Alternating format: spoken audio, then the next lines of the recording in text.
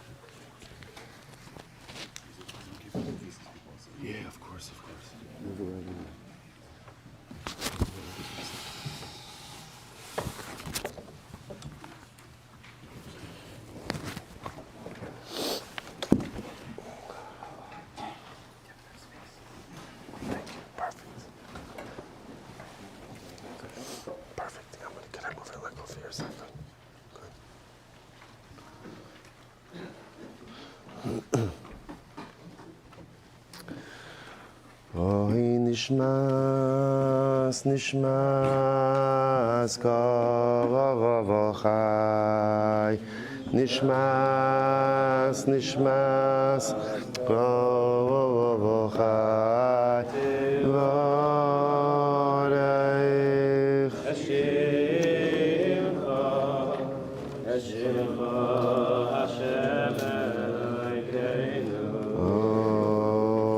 hoy nishmas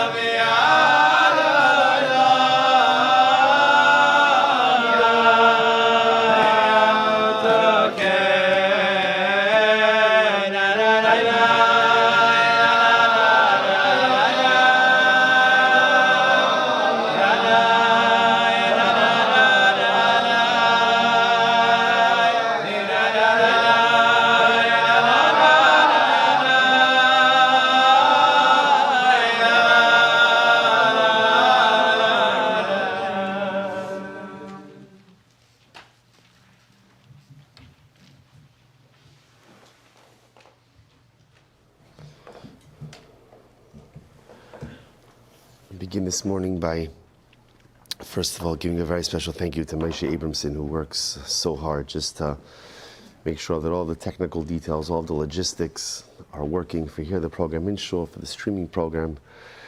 We hope in Eretz Hashem, Moshe, that you are Zocha, Eretz Hashem, to use your kochos and to use your talents for simchas, for Klal Yisrael. We also thank the families who have dedicated this morning's Kinnos program to thank the Tilson and Wall families from Eretz Yisrael, the Nabazny and Schaefer families, all for dedicating the Kinnos program this morning. We hope that in the merit of our tefillos, in the merit of our shira, that in Eretz Hashem, Geula will come to Klal Yisrael b'karov. And of course, we dedicate our avodah this morning in the schus of our precious hostages. Such a strange Tish B'Av this year. Normally, Tish B'Av, it's interesting because for the Jew, what is central and core to our avodah all of the time is tefillah, is prayer. And fascinatingly enough, there's one day out of the year that's not really focused on tefillah, and that's Tish B'Av. We're saying, Eicha sasam tefillasi, that this is a day kiviyachol of like, it hurts to say, but it's almost like a day of Hester Panim. A day where HaKadosh Baruch Hu is removed from us a little bit. But the incredible part of the Jew is that even if HaKadosh Baruch Hu tries to run, we run after him. We say, HaKadosh Baruch Hu, you could try to be master your panim. You could try to leave this world. You could try to go ahead and place a mechitza sharbazel, an iron wall between us and you. But it won't work. Wherever you are, HaKadosh Baruch Hu, which is everywhere, we, your children, will always find you. My grandfather Zichron Livracha used to say that this is the pshat. In Ana Hashem, we say, Ki ani avdecha ben amasecha, pitachta limoseirai. That Hashem, I am your servant, the son of your maidservant, you've opened my shackles. So he says, so the simple pshat is that when you're a servant of the Ribono Shel Olam, it frees you from the things that shackle you in this world. You're freed. I remember my grandfather Zichron Livracha, probably reflecting on his experiences as a survivor, said, sometimes the master unshackles the servant and he says, go, I don't want you anymore. You're not my servant anymore. I'm done with you. So what does the Jew say to the Ribono Shel Olam? Ani avdecha ben amasecha. I'm your servant. And even pitachta lemoseirai, even if you open my shackles and you free me and you say you don't want me in your service anymore, doesn't matter. Ani avdecha ben amasecha. I am your servant, and I will always remain your servant. So much of the dynamic of Tisha B'Av is this idea. Such a strange thing that we're focusing on all of the tsaras, the historical tsaras of Klal Yisrael, as I spoke about last night. Whereas normally on Tisha B'Av, sometimes we feel a little bit of a difficulty kind of tapping into the heartbreak of the day. Maybe we find a little bit of difficulty finding meaning in tragedies that have come centuries, many centuries before us. Even the Holocaust is fading into a distant memory for so many. But this year we have absolutely no challenge in tapping into the dramatic meaning of this day. For we too are living through a chapter of Churban. A chapter where so many of our brothers and sisters have been murdered at Kiddush Hashem. A chapter in which our brothers and sisters are currently being held captive in Gaza. A chapter in which our precious soldiers are sacrificing themselves on the Mizbeach of Kiddush Hashem Ha'am Ha'aretz. So you would think that the people who are undergoing these types of experiences, it would be natural almost to turn away. But amazingly enough, instead of turning away, we turn to. Instead of turning away from the Ribono Shel Olam, we turn towards Him. And so even though HaKadosh Baruch Hu tells us, Sasam Tfilasi, this day we don't daven, we still daven. We still daven. I saw brought down that, our minhag is that, the halach is that we don't put on tefillin in the morning. I saw brought down that the Satmarav, Zechetzadeh the Kalish the Bracha, the Divrei Yom, put on tefillin in the morning b'tzina. Put it on in the morning privately. As he said, how could it be? Tefillin is the fe'er. Tefillin is the glory of Klal Yisrael, the glory of HaKadosh Baruch Hu. How could it be that a morning goes by and someone in this world, he's not declaring the glory of the Ribono Shel Olam and the glory of Klal Yisrael? So even on this day when we are so heartbroken, and even in this day when we feel in such depths of despair, and we feel the overwhelming weight of 2,000 years of pain, coupled by this new chapter of pain of October 7th of Simchas Torah Tavshin Pei Daled, which will forever be etched in our national consciousness. We say, Ani Abdecha ben Amasecha, Ribono Shel Olam, Pitachta Lemosei Rai.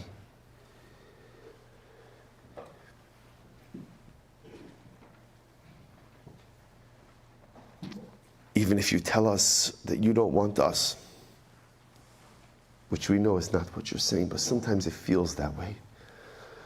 Just because of the profound pain that we experience, it doesn't matter. As we just sang, Mina Olam V'Ada Olam Ato Kel. Tish B'Av, you are ours, and we are yours. And we are yours. Some way, somehow.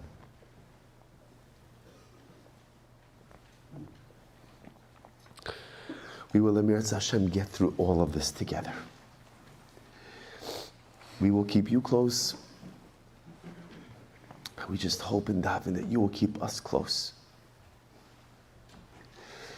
And no matter what happens, we will, Emir Hashem, get through this together. So what is our avoda for today? How do we frame the few hours that we have together on this Tisha B'Av morning? So of course, on one level, our avoda is to feel the pain of our people. Chevra, we live in a society in a time where so often the goal is not to feel pain. It's not to feel pain. Right? The goal is, if something hurts, numb it. And if something hurts, try to remove it. But what's important for us to recognize is that there's a power in the pain. First of all, when you allow yourself to feel the pain of Klal Yisrael, that is when you feel most connected to your people. If you're able somehow today, we will be able together to close our eyes and to open our hearts, to feel the pain of the Beis HaMikdash and to feel the pain of the pogroms and the Crusades and the Holocaust. We're able to feel the pain of the hostages, the pain of the communities of Otav Gaza. That makes you part of your people. That brings you closer to Klal Yisrael. The goal is to feel it, not to numb it. But feeling the pain is not the ends. Feeling the pain is the means. The Lubavitcher Rebbe, I mentioned this in Parshas Vayigash. When Yosef HaTzadik revealed his identity to his brothers, so the pasuk says he sent down wagon loads of stuff to Yaakov Avinu. He said he sent Yaakov mituv Mitzrayim, from the best of Egypt. And there's machlokes amongst the Mefarshim, what exactly does it mean that he sent him from the best of Egypt? And one of the things that Rashi HaKadosh brings down is that he sent Yaakov Avinu split groats. Split groats. Doesn't sound all that appealing. Other opinions are much better. Wine and wheat. I don't know. Never had split groats. Maybe it's good. Split groats. So the Lubavitcher Rebbe says, what's the pshat? First of all, I don't understand. Just send them a whole groat. I mean, once you're sending groats already, just send the whole thing. I didn't mean split groats. The Rebbe quotes the Medrash that says something so beautiful that everyone knows. Whole groats taste good. But when you split the groat, that's when you unlock the flavor. The full flavor is only felt when you split it open. The Rebbe says that Yosef HaTzadik was saying to his father, Abba, we're going to be reunited.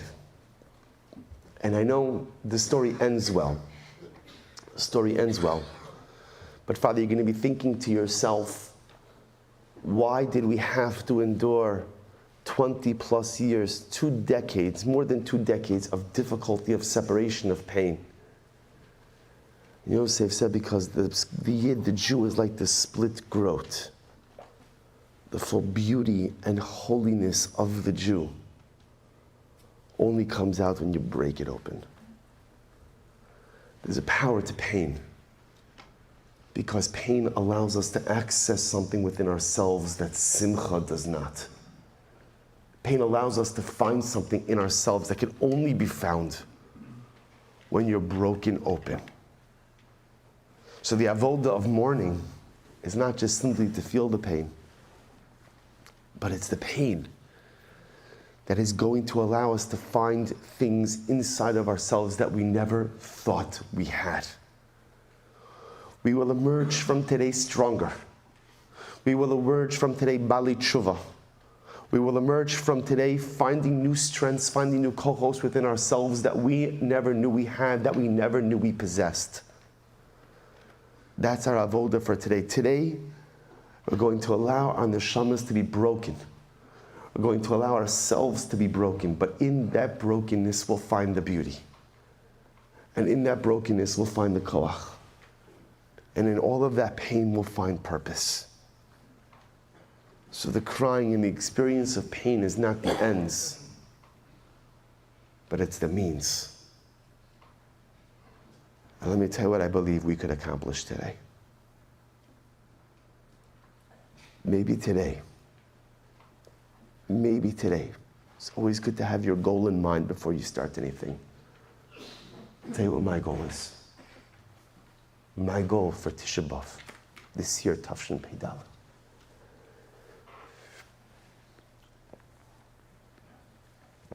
My goal is I want more than anything with all of my heart and all of my soul.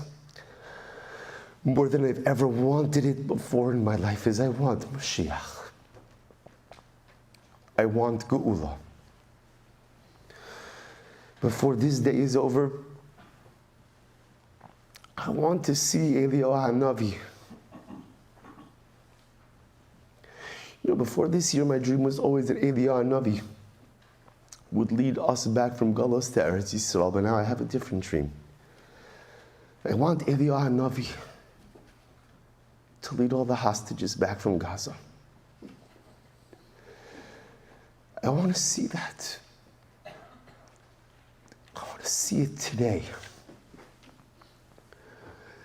I want to see Eliyahu HaNavi lead back our brothers and sisters back from captivity, back from Shevi. Whoever thought that in our day and age we would be speaking about leading back our brothers and sisters from captivity.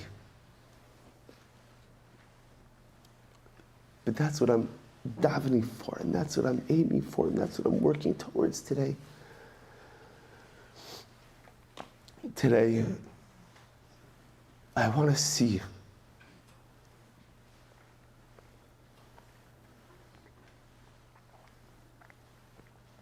Tchias HaMesim.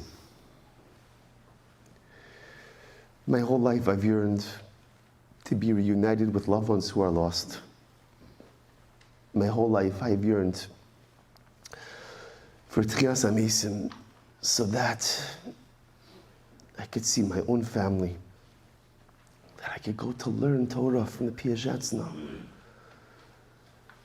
that I could receive a hug from Rabbi Yitzchak, that I could dance with the Baal Shem Tov HaKadosh, go to a Daf Yomi Shir with the Lublina Rav, see Moshe and Aaron discussing how to best lead Klal Yisrael. But now I want Tchias HaMeis.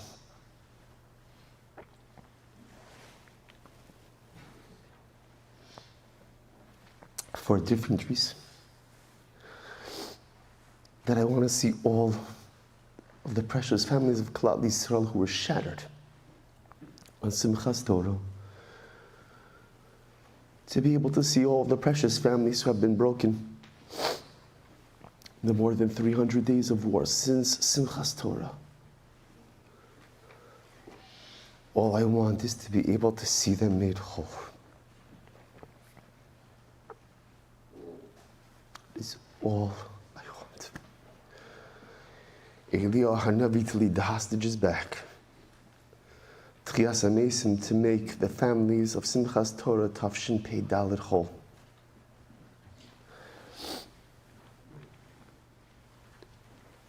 And everyone together, all of us.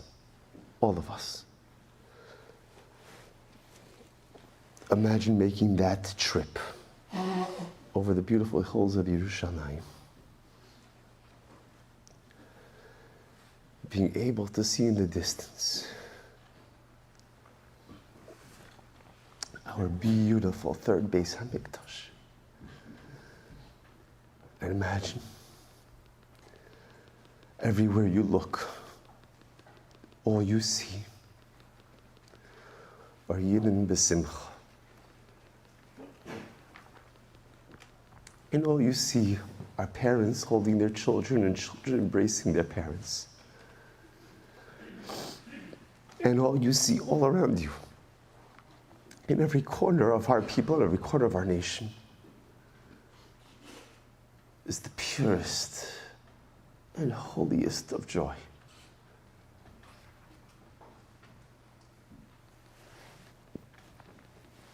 That's what I'm working towards this day.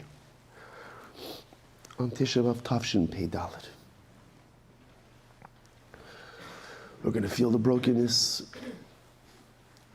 We're going to allow ourselves to be broken open, because when we are broken open, we will find such Kedusha, find such goodness, find such holiness. And if we're able to do that in Meretz Hashem, pledge to change our lives, begin to become Bali Tshuva, begin the journey of Yomim Noraim, which begins today, then in Meretz Hashem we will be Zocha to all of the other brachas. We'll be Zocha to Eliyahu Hanavi. We'll be Zocha to Mashiach. We'll be Zocha to Tchias HaMesim. We'll be Zocha, Meretz Hashem, to the third Beis HaMikdash. We'll be Zocha to Geula. We'll be Zocha to Simcha.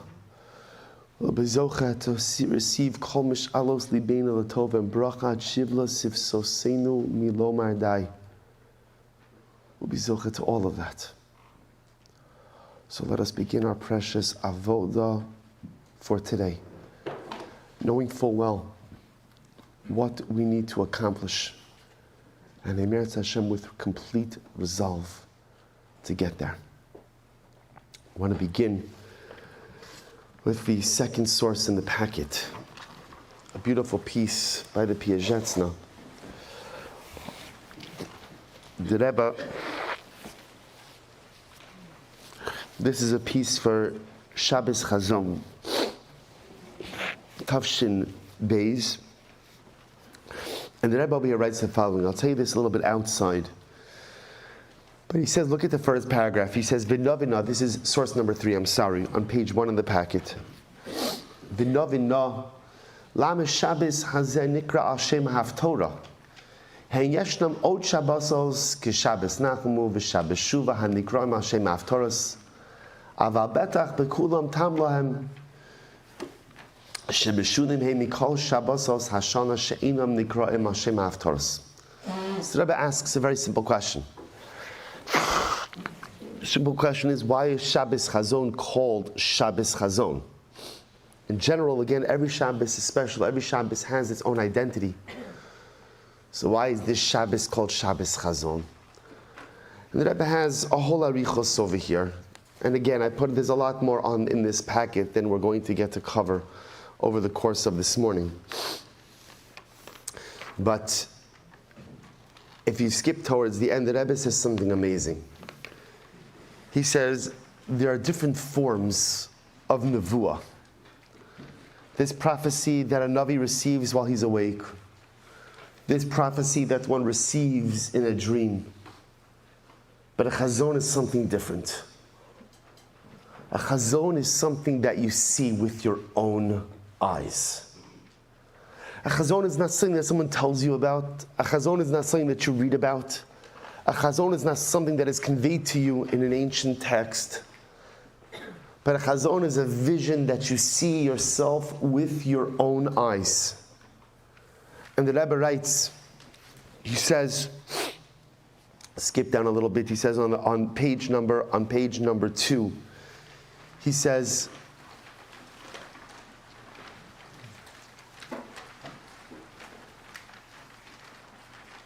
if you actually look at if you skip down a little bit, in the paragraph that begins, Vazeu, Veyomer Hashem ra'ora isi es ani ami Hashem b'Mitzrayim, Ves tzaka sam shamati mipnei nogsav ki adati es machovav.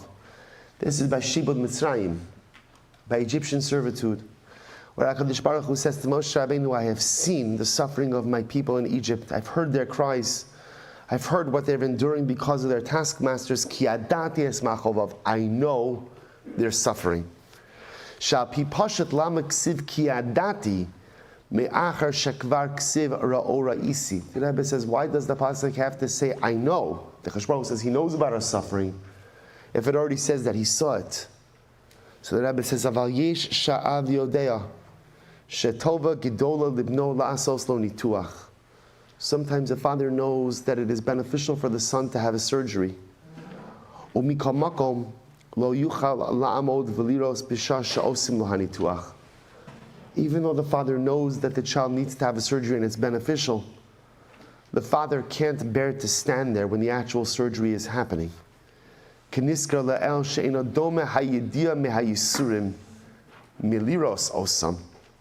Va'af she'letova hi lo mikol makom lir osam lo yuchal ki az batla hayidia she'yodea hu she'letovaso hi berak b'yisurei b'nohu margish. The Rebbe says, sometimes a father can know that his son needs a surgery, and the surgery is beneficial. But the father can't stay there and watch the surgery, because to watch the suffering of the child, to see it with his own eyes, even though the father knows it's beneficial, that he can't do. V'hinei galos Mitzrayim ki moshar galios v'yisuram hayu l'tovas Yisrael. The Rebbe says that we know that Egyptian exile, just like every other exile and every other form of suffering, somehow is for the benefit of Klal Yisrael. V'zeh she'amar Hashem ra'o ra'isi v'chevan shera'isi b're'iyah lachin yadati rak es machovav lo b'hatova mimachovav rak b'machovav shekoyev lahem. And the Piagetz says something absolutely amazing. The Ribono Shel Olam says by Mitzrayim, he says the following message to Moshe. He says, I have seen what my children are undergoing. Ves sakasam shamati. And ultimately, again, I know what they're undergoing. Ki adati es machovav. I understand, says the Ribono Shel Olam, that the suffering is for a purpose. I understand that the suffering is not random, the suffering is not happenstance. But yet the Rebbe says, when I see their suffering, when I see them suffering, I can't bear the sight of the suffering. So the intellectual knowledge, Kiviyachol, the Ribono Shel Olam says that the suffering is for the good. That goes by the wayside when I see them actually suffering. Just like the father knows that the surgery is good, but the father can't watch the surgery. The Ribono Shel Olam Kiviyachol says, I know that the suffering is purposeful. But yet when I see them suffering, I can't bear to watch it. I can't bear to watch it. This is the Ribono Shel Olam. The Ribono Shel Olam, the great choreographer of the universe. Great master of all things, who knows that everything is purposeful. Yet the Ribono Shel Olam himself says, when I see the suffering, when I see it, Ra'o Ra'isi, Shprach says, I can't bear it anymore. Lachein, V'shalachacha es Paro, V'otzi es ami b'nei Yisrael mitzrayim. The Rebbe, Chavra, do you understand? This is the Piagetz now. Our Rebbe, Rav Klonim is Kalma Shapir Hashem Yikom Damo. The Rebbe is sitting there on Shabbos in 1943 in the Warsaw Ghetto. This is one of the last drashas the Rebbe gave. I'm sorry, this is the last drasha recorded in Eish Kodesh. The last drasha. And here the Rebbe is saying, Ribono Shel Olam, don't you see it? In Mitzrayim, you were forced to take action because you saw their suffering. HaKadosh Baruch Hu, don't you see us now? Don't you see us? And if you see us, how can you not act? And the Rebbe says this is the meaning of Shabbos Chazon. Chazon is not just something you see in a vision or see in a dream, but Chazon is something you see with your own two eyes. And when you see something with your own two eyes,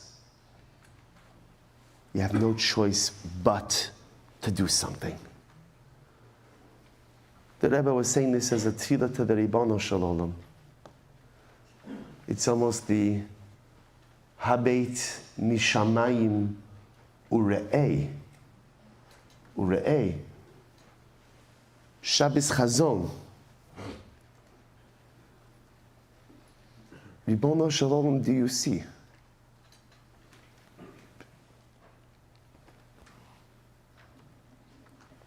Do you see? Do you see how much brokenness there is in our people? And yes, Chaver, it's so important to understand that we live in such a different time. That now, even though we're broken, we're not victims. We are the victims of Hamas, of their barbarism. But Baruch Hashem, we live in a time where we don't take it sitting down, where we fight back, where we will kill those who kill us. And it's a schus to be able to live in a time like this. Because for thousands of years, when the Jew was the victim of humanity's brutality, the Jew had no recourse but to lament. We still lament. And of course, we always daven, because we need the Ribono Shel Olam for everything. But Baruch Hashem, we live in a time where Jews can fight back. And where Jews do fight back. And no matter what the world says are our rights or our entitlements to fight back, we will continue to fight back until justice is done. But the pain is still so profoundly acute. Shabbos Chazon says the Piagetz, where you could see it in front of your eyes. You could see the pain in front of your eyes. And I think for so many of us, this is the first time in our lives where we are experiencing a Chazon. You know, I put in the end of the packet here the pictures of the hostages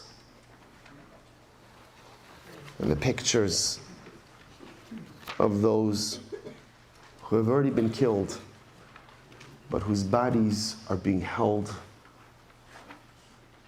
by Hamas, by our enemies.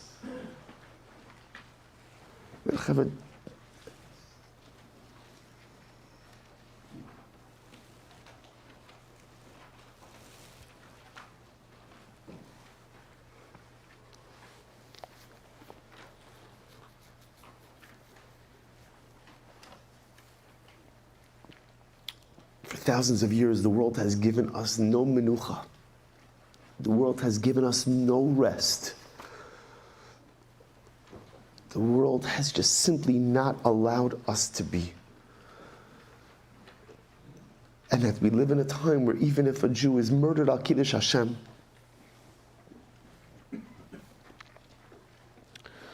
our enemies can't even give us the ability to return a lifeless Jewish body to Kvuras Yisrael. Ribono Shel Olam, do you see what they do to us? Ribono Shel Olam, do you see that this is a desecration of your name? It's a desecration of your people. It's a desecration of the neshama, of the holiness of a Yid. It's Shabbos Chazon every day for more than 300 days since Simchas Torah. Ribono Shel Olam, we ask you on this day for yourself. Just like the father, the Piajatzna says, who can't watch the surgery, Ribono Shel Olam, how can you bear to watch everything that is happening to your children? How can you bear to watch all of the pain, all of the heartbreak? The Piajatzna, in this last Shabbos Chazon in the ghetto, in this drasha, was uttering a tefillah. And the tefillah was the same Ribono Shel Olam who could not take seeing the suffering of Egypt and had no choice but to begin to move the wheels of Gula to alleviate his own divine suffering. The Piajatzna was hoping that the same would happen for the Jews of the Warsaw Ghetto. But the Ribono Shel Olam runs a world that often we don't understand. And HaKadosh Baruch Hu has plans that often defy human comprehension.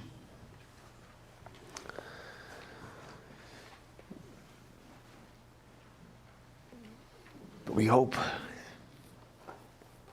Piajatzna and all of the precious Jews who are part of that holy Kehillah in the Warsaw Ghetto, who now their neshamas are Gan Eden.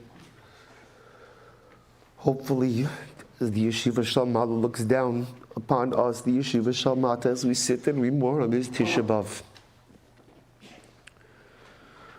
we hope that the Heilige Piajatzna and all of the holy tzaddikim push and urge, maybe even kiviyachol force, the Ribono Shel Olam. Ra'o ra'isi as ani ami. HaKadosh Baruch Hu, see our difficulty and see our suffering, and be like the father who can't watch it anymore and therefore feels compelled to do something to alleviate it. We are living in a time of Chazon. And we hope that our Father, Amir Hashem, we know that our Father sees it too. And we hope that Amir Hashem, we are zocha to see Him take definitive action to bring us out of this period of suffering, Bekarov. There's an incredible medrash, back to source number 1 on your sheet. And the medrash says, Bachot tivkeh balayla, quoting the pasuk in Eicha, that she cries at night. So the Medrash writes, Lama balayla. Why is it that she's crying at night? Lefi she'ein hakol holech ela balayla. Because sound has an ability to travel further at night. At night, the world is still. At night, there's not much else going on. So you hear sound travel. Rabbi Ivo Laila Moshech Ima Kina. Rabbi Ivo says because sometimes night lends itself a little bit more to morning. The Medrash tells an incredible story. Maisa be'isha achos shahaisa b'shchunasa Rabbi Gamliel. There was once a woman who lived in the neighborhood of Rabbi Gamliel. V'hayala ben tishchores. She had a young son who passed away. Umes. V'haysa bocha alav balayla. she would cry for him every single night. V'haya Rabbi Gamliel shomea es kola. And every night Rabbi Gamliel would hear her crying. V'haya nizkar churban beis hamikdash. And he would remember the churban. Such a fascinating dynamic over here. Every night this mother would cry for her young son who died. Rabbi Gamliel would hear her cries, and this would cause him to cry for the Beis HaMikdash. V'haya boche ima. He would cry together with her. Can you imagine this? In this community here, in this small shchuna, the small neighborhood, every single night, the quiet of the night was broken with the cries of this bereaved mother, crying for her son, Rabbi Gamliel crying for the Beis HaMikdash, ad shenishru risei einav. Rabbi Gamliel cried so intensely, literally until his eyelashes fell out. V'chevan she'ergishu bo talmidav, amdu upanu osa mishchunosam. The students saw that Rabbi Gamliel's continued mourning, his continued crying was having a negative, detrimental effect on his health. And therefore, again, they had no choice but to move him. Move to a different neighborhood. So what is the Medrash conveying to us? I think the message of the Medrash is a simple one. When we think about collective mourning, right? When we think about thousands of years of mourning, just like when we think about the number 6 million, sometimes large numbers or large groups or large swaths of time, I can't relate to it. I don't know what 6 million people means. I don't know what it means. I don't know what 1,000 people mean. But I know what one means. And it's interesting because it sounds like the Medrash is telling us that for all of those years beforehand, Rabbi Gamliel mourned over the Churban, but he never really cried intensely over the Churban. But when he heard this mother crying for her beloved child, and he saw in a palpable way the pain of loss, not of a collective, but of one, tapping into that pain of one, allowed him then to feel the greater loss of the collective afterwards. So what we're going to focus on a lot this morning is the one, the Ben Tishchores. Every one of our brothers and sisters deserves to have their story told.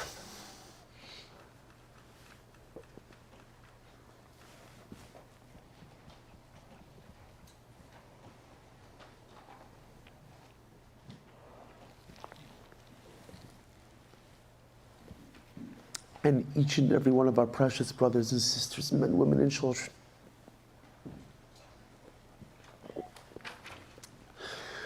who were murdered al Kiddush Hashem,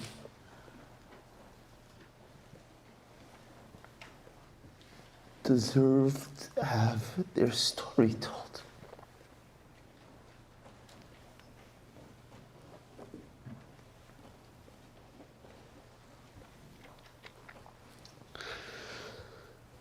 But if there were 10 years of Tisha B'Avs, there wouldn't be enough time.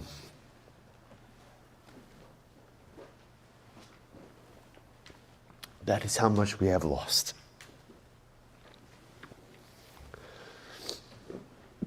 So we can't tell all of their stories. But Amir Hashem, we'll begin to tell some of them.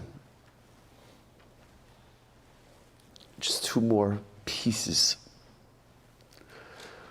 to still continue to frame our avoda today. You know, there's a there's I don't know what you call it, not a saying or a meme, but people are sending this around that if Rabbi Yitzchak of Berditchev were alive today, then he would say that this year Simchas Torah became Tisha B'Av, so Tisha B'Av has to become Simchas Torah. And it's a beautiful sentiment. I don't think Rabbi Yitzchak would have said it. Because Tisha B'Av has to be Tisha B'Av. Tisha B'Av has to be Tisha B'Av. But yet, it's incredible to think about this idea that this past year, Simchas Torah did become a Tisha B'Av. So what do we do with that? And how do we understand that and appreciate that? And how does that help to frame our Tisha B'Av this year? I'm going to share with you two beautiful and overwhelming stories. If you skip a little bit, on page 18 in your packet,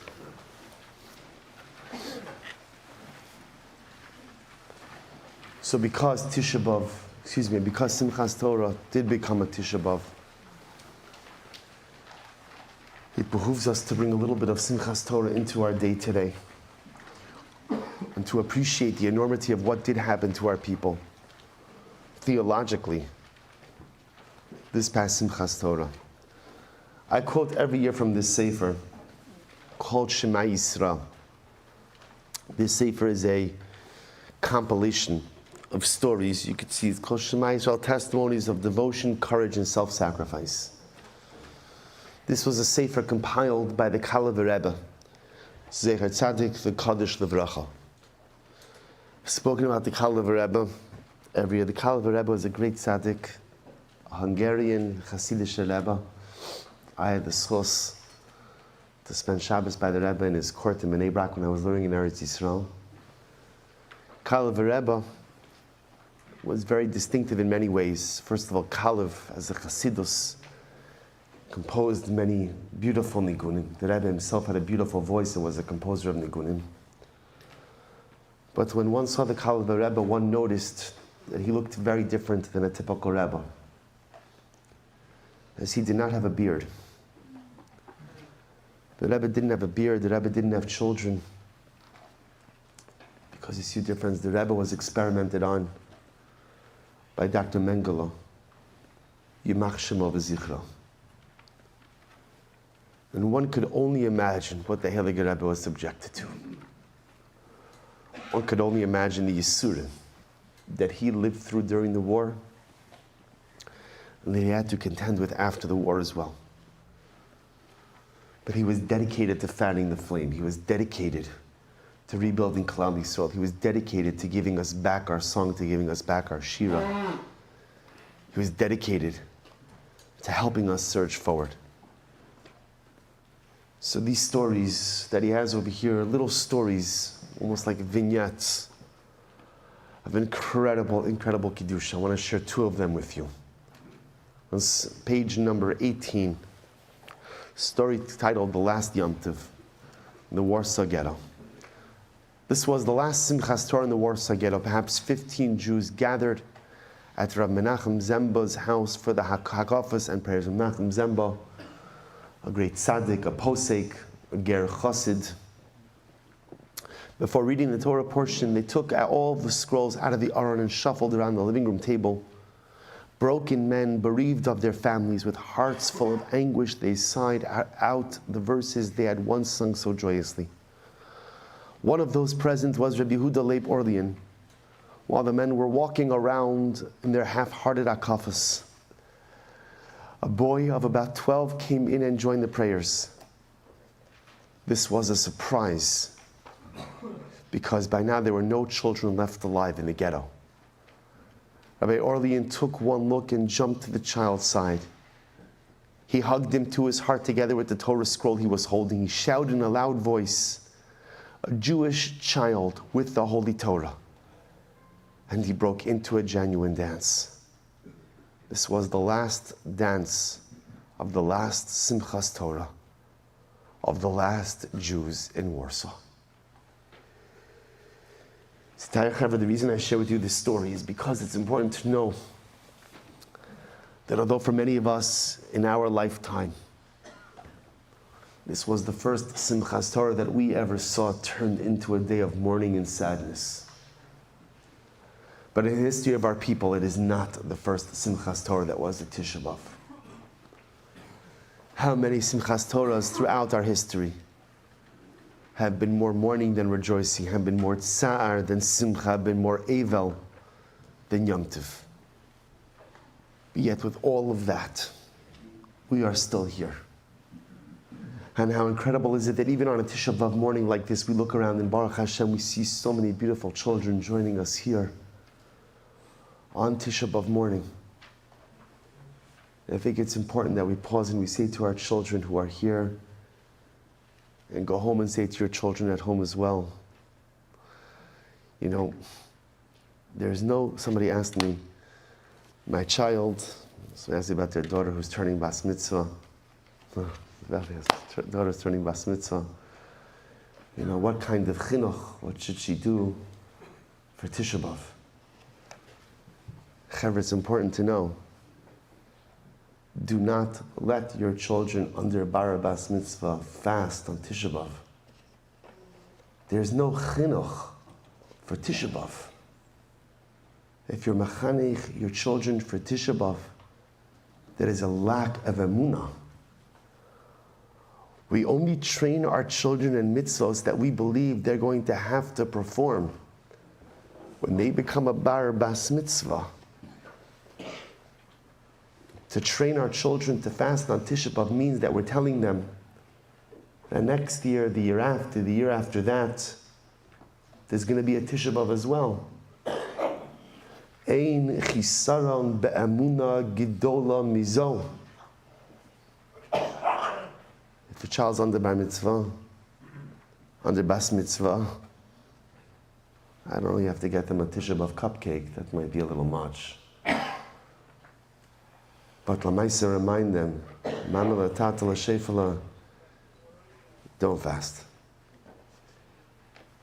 Because for you, this day will be a Yom Tov. For you, by the time you reach an obligation to fully practice as a Yid, Mashiach will be here, Geula will be here, and this day will turn from Evel to Yom Tov. But it's important for us to know that Tavshin Pei Daled was not the first year that Simchas Torah was a Tisha B'Av. We've lived this story before, and yet we are still here. We've lived this narrative before, and yet we are still strong. One more story. A very beautiful Maisa as well. Again, it's on the next page, page 19, the source, it's numbered 6.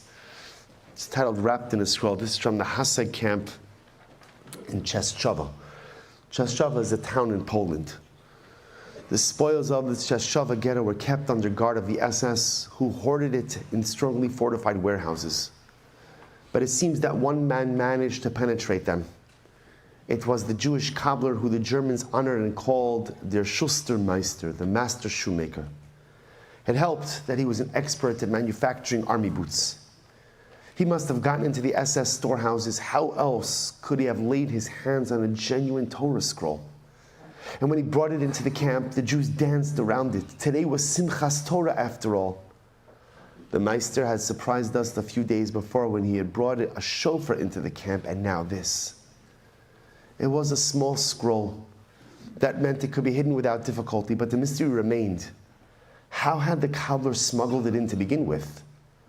Such an operation was not as easy as hiding it in one of the buildings. Eventually, though, the story made the rounds. The cobbler had wound the parchment around his own body, and somehow the guards never noticed anything. Yet another miracle. He had rescued the scroll just as the Nazis were building a bonfire for all the Torah scrolls they had seized. The Torah was kept hidden between the boards of one of the men's beds. On Simchas Torah evening, the men made their hakafos around that bed. They were afraid to put the scroll itself at risk. If it came into public view, it might fall into the enemy's hands. So they all went into the block and danced around the tier of bunks where the scroll lay hidden. On and on the line went, while their lips silently sang, Sisu v'simchu b'simchas haTorah. Rejoice and be happy in the Torah's rejoicing, for it is our strength and our light. Afterward, this scroll was brought to Eretz Yisrael by Noah Idlist and donated to the Ger Chassid, to the Ger Chassid synagogue in Bnei Brak, where it lies to this day. An overwhelming story, but the point I want to highlight to it is, if you notice, the Torah was on the floor, and the Jews were dancing around it. Sometimes, Rahman al-Islam, the Torah HaKadosha is thrown to the floor. The Torah HaKadosha, which we should have been dancing with, held high in Simchas Torah Tafshin Pei Dalet, was cast to the ground by our enemies this past Simchas Torah, as it's been cast to the ground on Simchas Torah so many years before. But even when the Torah HaKadosh Rahman al-Islam lays on the ground, we continue to dance around it. Nothing stops the Yid from dancing. Nothing stops the Yid from singing. Nothing stops us from growing. And Chavra, I want you to know, when you read these stories, we're not sharing these stories simply to make you sad, simply to shed a tear. These stories should fill you with a sense of pride, because this is who we are. This same koach of the Jews, of the Cheshava ghetto, the Hasek camp, is the same koach we have. The koach of the Piagetna is the koach that we have. The koach of Rabbi Menachem Zemba is the koach that we have. The koach of the Eden of the Warsaw ghetto is the koach that we have. The koach of the precious soldiers of the IDF is the koach that we have. It's all the same koach of Klal Yisrael. So when you read these stories, they should inspire us to do more, to be better, to reach within ourselves and to pull out something that we have not yet found, to break ourselves open and to find the Kedusha which resides within. This year is not the first Simchas Torah whose light has been diminished by our enemies. And this is not the first Simchas Torah where the Torah has been cast to the ground. It's not. It's happened more times throughout our history than we could ever count. But with all of that, we still dance. With all of that, we still sing. With all of that, Netzach Yisrael Lo Yishaker, with all of that, we should gain the incredible chizuk that we will lift up our Torah once again. We will rejoice with her once again. We will sing with her once again in Simchas Torah, in Meretz Hashem, this coming year and for many years ahead. Will the Meretz Hashem be restored to his former glory. Let's say a Kinnos together. The Kinnos section begins on page 25 in the back of your packet. We'll recite Kinnos B'Av together. Page 25.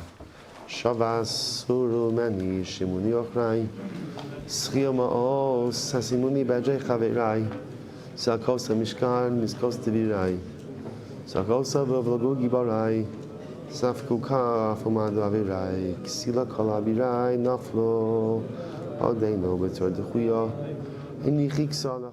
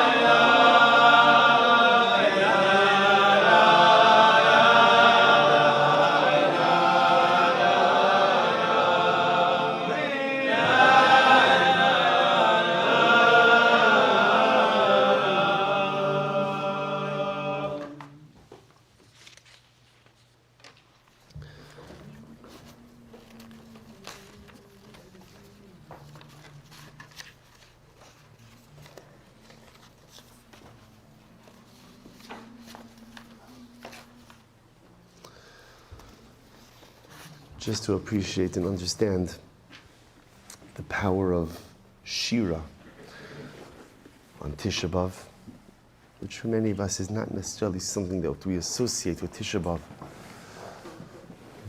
There's another beautiful Maisa that the Chalva Rebbe brings down. I didn't include it in the packet. A Maisa that also took place in the Cheshava, on the Hassa camp. The story reads as follows. There was a special minyan for the workers of the munitions factory in Cheshava. It was held in the giant block where 670 prisoners slept. A crowd of observant Jews would gather every morning and evening in one of the corners of the bare room to say their prayers together. The minyan was particularly special on Shabbos nights. After davening together, over there in the corner, they would say Kiddush over a slice of bread. Everyone kept back a slice from meager weekly rations so as to have something to say Kiddush over and to make his Shabbos meal. A little of the muddy liquid referred to as coffee, kept back from the morning's ration, served as a drink to round out the meal. That was all. But even when these scraps of food were eaten, one thing they had in plenty, Zmiros. All of the company sat back and sang melody after melody late into the night. Not infrequently, one of them would learn a new tune he had never heard before. This is a testimony of Aaron David Ehrlich, who lived in Bnei Brak, a survivor who went to Bnei Brak.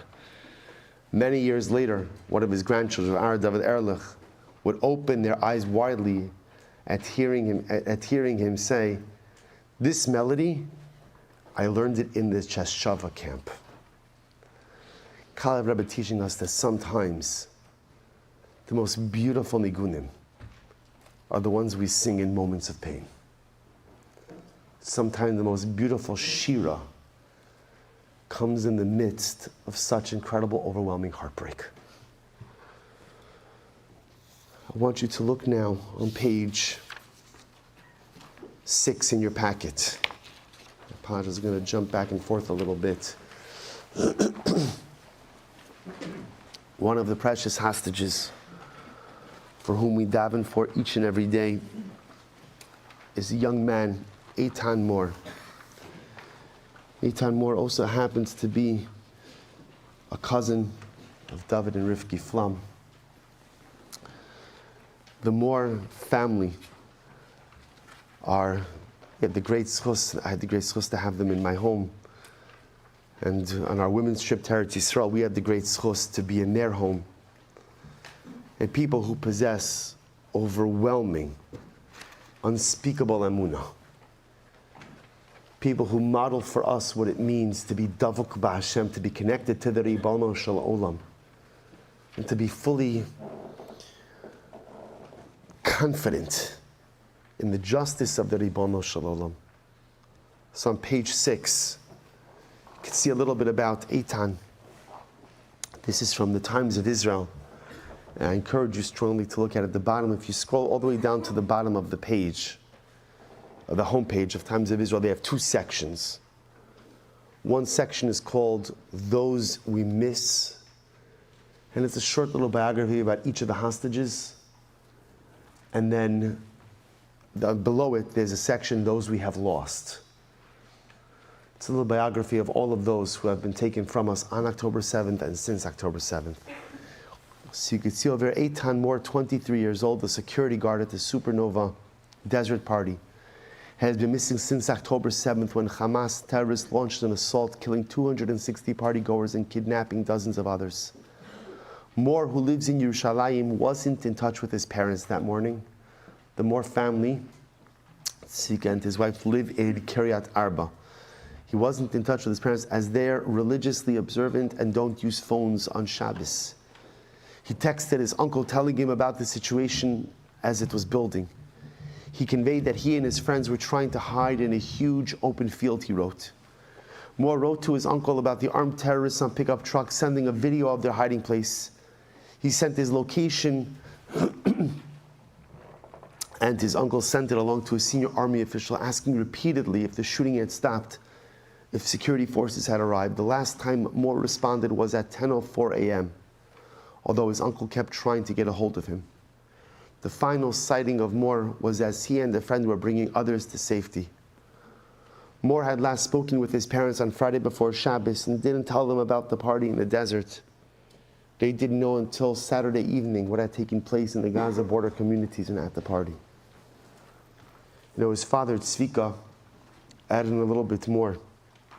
There were two boys from Kiryat Arba who were taken captive, Eitan Mor and Eliakim Liebman. They found out later on that Liebman was actually killed on October 7th. And both of these boys had the opportunity to escape. But they saw that there was a Jewish girl who had been murdered. And they were scared that if they left her body there, who knew what would happen to the body?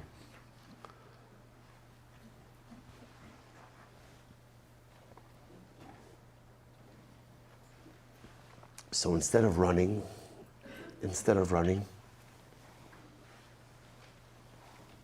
they brought the young Jewish woman to Kvuras Yisrael.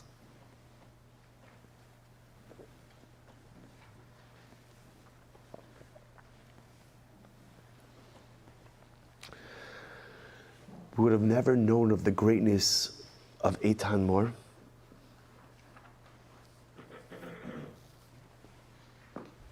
had the events on Simchas Torah not transpired. But now we do. Such selflessness, such mesiras nefesh. Not even to save someone, but to bury someone, to make sure that the precious body of a holy Jewish girl should not be violated, should not be taken by our enemies. To be moser nefesh, to perform chesed shel emes for someone else.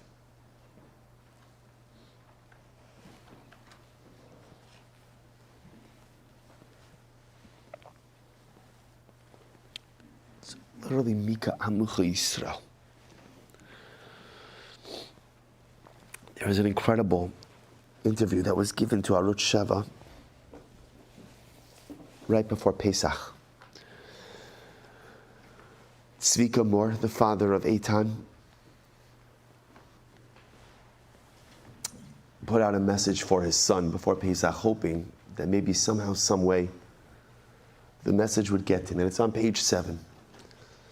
Tzvika Mor, the father of Eitan Mor, who was kidnapped by Hamas terrorists on October 7th and remains in captivity in Gaza, wrote about the experience of preparing to celebrate the Passover holiday while his son is held hostage. Eitan, my love, the house is almost ready. We're making the final preparations for the search for chametz. I remember when you were little, how you, Roni, and Yair hid the pieces of bread in small bags around the house for me. We played hot and cold, and I would know I was getting close by the smile on your face, Mor wrote. He added, tonight, we will check for chametz at home without you. And then we will eat our usual pizza for the night of searching for chametz, the reward for the cleaning work throughout the day. I hope you can eat something there that somehow satisfies you. Every time I eat, I think of you and put something aside for you. Maybe you'll suddenly come home. Mom bought you new clothes for the holiday, just the way you like them. And tomorrow we'll leave a chair for you at the Seder table. Not that we need a reminder because you're always in our hearts, but because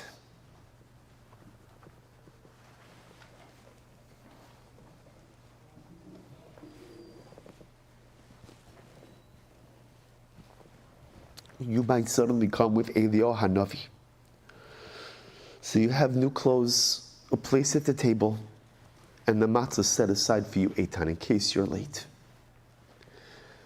And this time, I'll allow you to eat more than a kezayis of karpas. Eat as much as you want. The main thing is to eat. whatever you have and as much as possible. Because maybe tomorrow you won't have any. Eat whatever you find, even if it's pure chametz. As it says of the commandment, v'chai bohem, and live through them, he said. For weeks I've been debating whether to come to Kerem Shalom crossing on the eve of the holiday with matzahs and wine for you and demand that humanitarian aid be delivered to you. I don't need these actions to remember you and think of you. For the media, that will come. It will be a real celebration because it will touch everyone's hearts. But we are liable to come out for the worse vis-a-vis Hamas, weaken the state and delay your release, he said. Tzvika told his son, I trust that you are a free man despite everything. Please make sure that your brothers and sisters who are with you do not fall into despair. You know the songs of the Haggadah perhaps better than others. Sing them these songs that are sung for the first time in Hamas captivity. Let's make an agreement that we will be happy with what we have. We will cherish the growing longing that teaches us how much we love and are close. We'll be strengthened by the partnership of the entire people of Israel with us.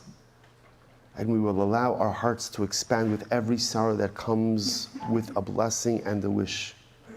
We will accept with love every hug that is sent to us from all communities of Israel. And we will be happy that we have not lost and will never lose hope, he concluded.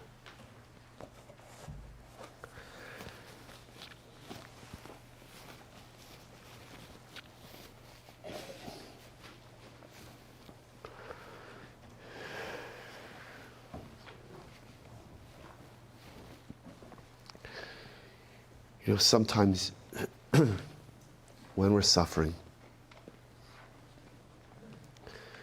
this is the strange word, but the advantage, so to speak, is that we could compartmentalize it. I don't have to necessarily live with my suffering at every single moment. That at times that it lives on the frontal lobe, times when I could push it to the recesses. But could you imagine that every time you eat something, you think about, does my child have what to eat? And every time you eat something, you set something a little bit on the side.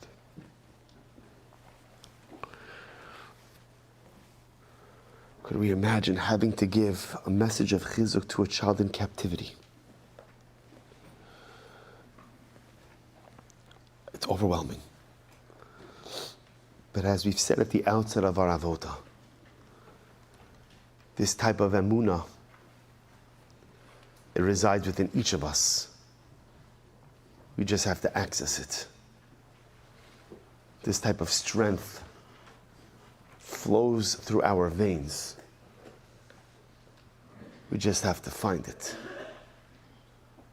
Tzvika Mor, the entire Mor Mishpacha, they're living it. But we read these stories not only to cry and to feel their pain, but to understand that somewhere within us, what they have, we have. They've been forced to tap into it. May we never have to be forced to tap into it like they have. But we should find our way to tap into this koach in our own way, on our own terms, for the benefit of ourselves and the benefit of our nation. I'll share with you one other story. Then we'll go back to the Kinnos a little bit. If you turn to page 8.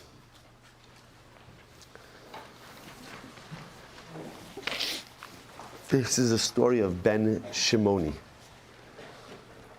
Ben Shimoni was at the Nova Festival. And did something heroic, as we'll just see in a moment. I learned about Ben Shimoni. If you take a look at number 11, page 11. On the bottom of page 11, is Ben Shimoni's car.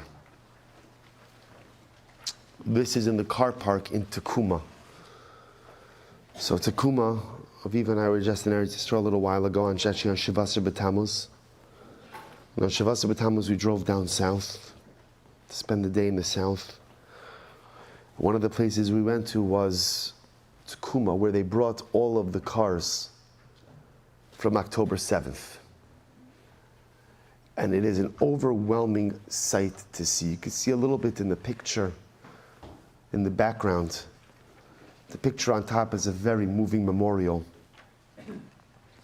When you're in the center of Tekuma, where you can see again there's a burnt out car, and those flowers that are there, they're not flowers, they're actually made out of the metal of some of the cars, painted red, symbolizing again, you can see they're sprouting up, so to speak, in the car, coming out of the car, representing the nitzchias, the eternality of Klal Yisrael. That even in the midst of such overwhelming devastation, and even in the midst of such incredible and overwhelming difficulty, Klal Yisrael always springs forth. Something beautiful always grows in the midst of the devastation. And as we were walking around Tekuma, the way, for those of you who haven't been there, the way it's set up is most of it is just the charred remains of the car. You could see it in the pictures in the background. Literally piles upon piles of cars. Not exactly sure what they're going to do with them, if it's just going to be left like this as a memorial to what occurred on Simchas Torah. Some discussion of perhaps even a mass burial of these burned out cars. But they have arranged along the perimeter are certain specific cars that have a specific story attached to them. So one of those cars is the car on the bottom, on page 11, that image on the bottom, that's the car of Ben Shimoni. You can see, just looking at the car, you could see the bullet holes, you could see the blown out windshield, you could see the sticker on the hood that says Mizukah. That's the Zaka sticker. That's the sticker that Zaka puts on the automobiles, where they say that they've gone through the car and have removed any human remains. Mizukah. I want to share with you the story of Ben Shimoni because it's overwhelming and incredible. If you go back to page 8 for just a moment, there are a couple of different accounts of his story. Source number 8, page number 8. This is from Times of Israel. He writes over here, Ben Shimoni, 31, was killed trying to save a group of people from Supernova Music Festival near Kibbutz Re'im on October 7th.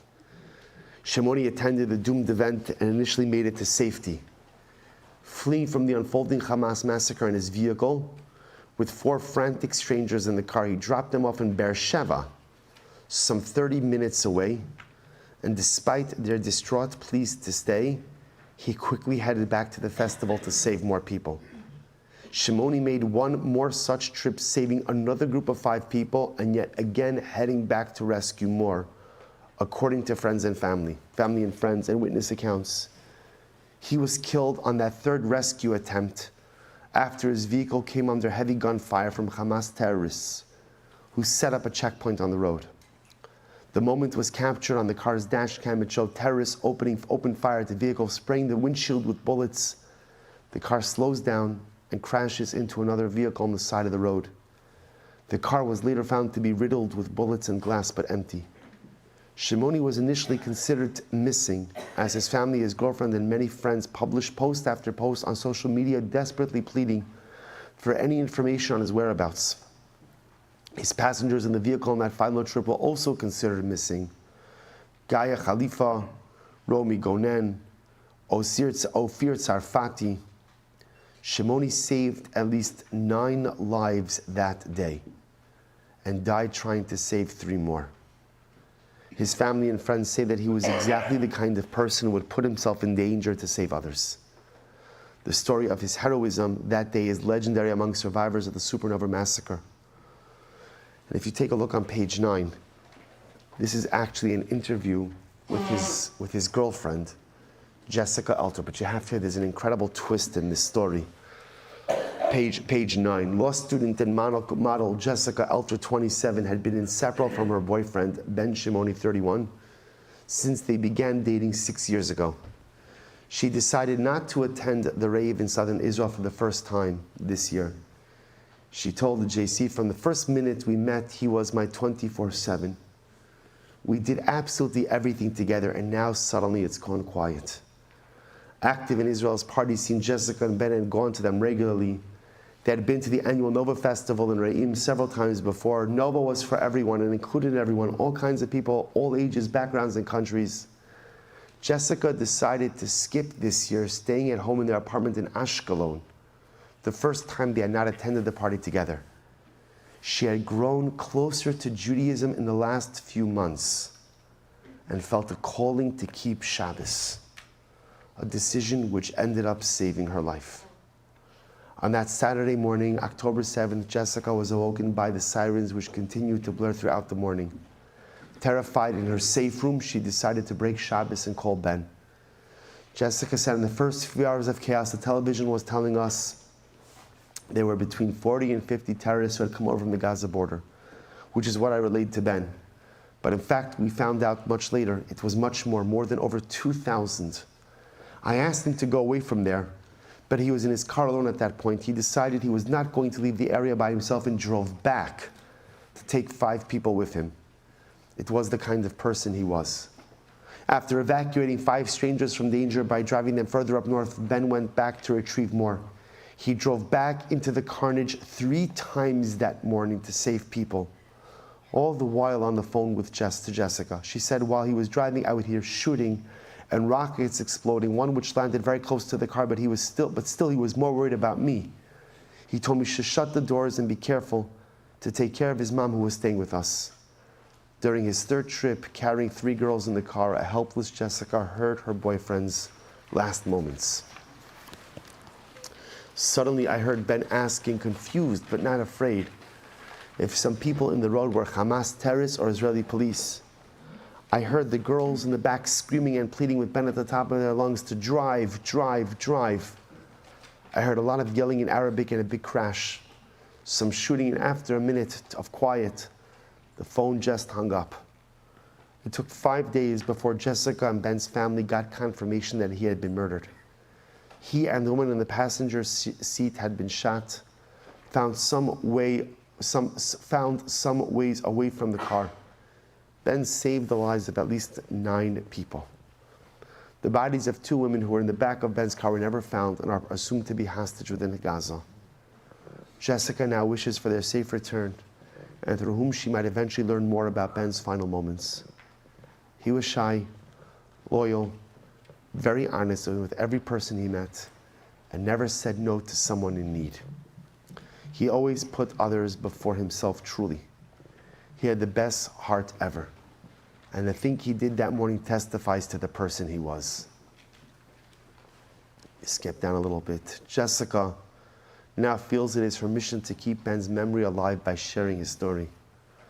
The love I have felt from all over the world by those willing to listen, from New York to Paris and India, has kept me strong.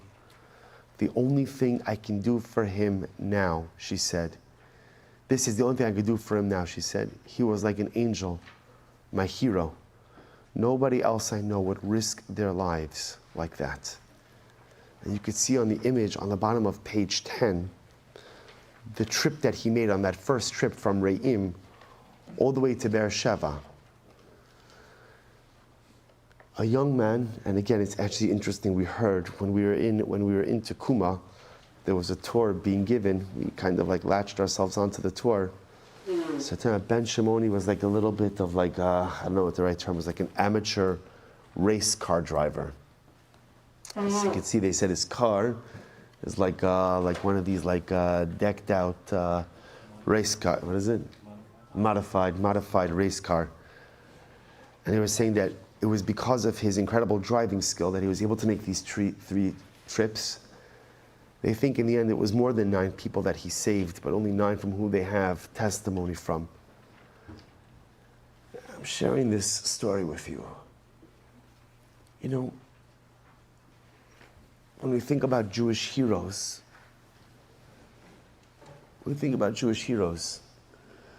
so often we have this different kind of image in our minds. For some of us, the hero image is that gadol who learns Torah Yomam V'Layla, which of course is incredible as well.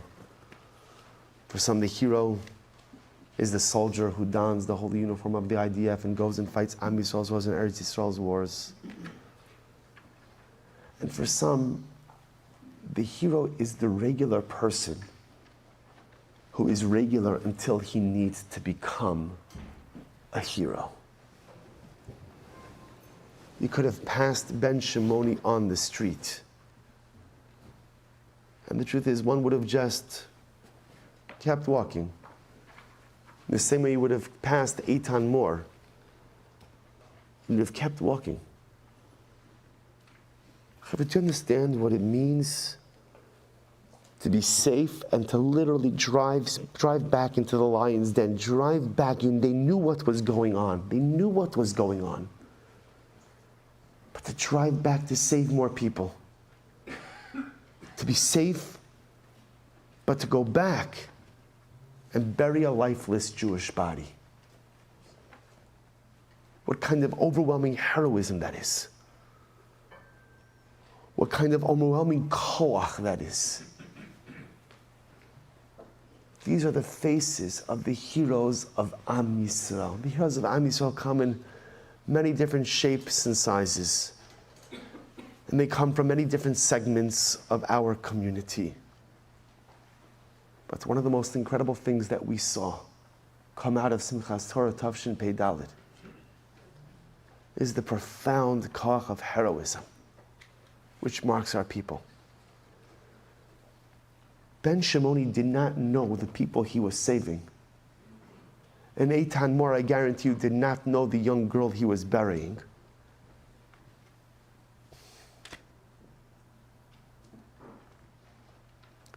Didn't matter.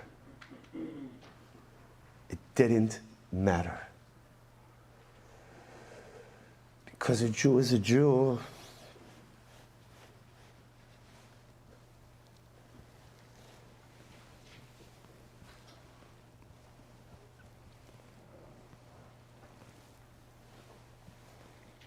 And when we are in need, we just always answer that call for one another.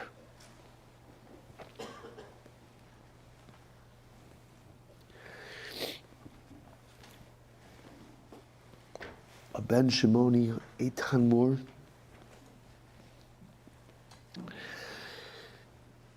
I don't know, maybe they were part of the Lamed Vav Tzadikim.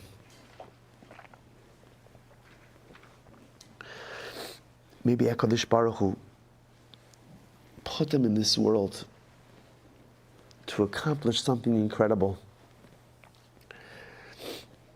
in one dramatic moment, but also to teach us a little bit about our job in this world as well. There is only one mission we have.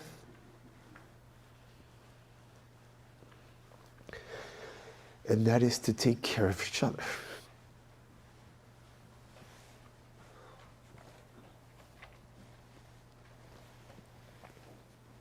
To love each other. To be there for one another. I really believe with all of my heart that the Ribono Shel Olam has the capacity for anything, but has the ability and does overlook so many averas, provided that we look out for each other, provided that we love one another. If if we could care enough about each other just to be most nefesh for one another, if we could love each other enough that I'm willing to give everything to you and you're willing to give everything to me.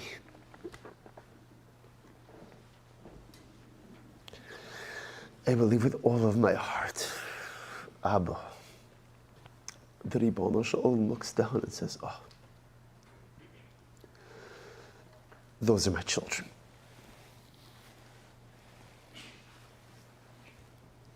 So many stories of selflessness.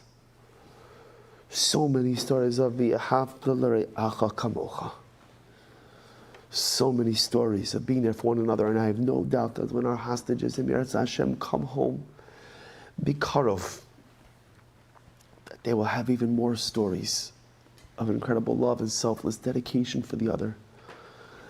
And when this war is over with complete victory for Klal Yisrael, for Am Yisrael, for Eretz Yisrael, our soldiers will come home and tell us even more stories of selfless dedication, one for the other. I have absolutely no doubt. But these stories need to inspire us to be a bit selfless, more selfless for one another as well.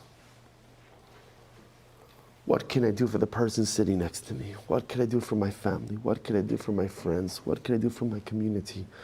What can I do for Klal Yisrael? How can I put my needs a little bit more on the back burner and figure out what could be done a little bit more for my people?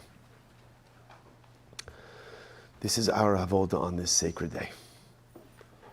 Continue now in the Kinnos 7, the back of the packet. Page 27. Eicha atzta bi'apecha lavi b'yadanu ne'onim lo zacharta b'zchein absorim shebi'acha kunecha b'chomito schar Adonai me'amonu eicha g'anto b'yadosna yivu lecha lo zacharta b'linas t'imoteret she'lahu d'lecha b'limanu schar Adonai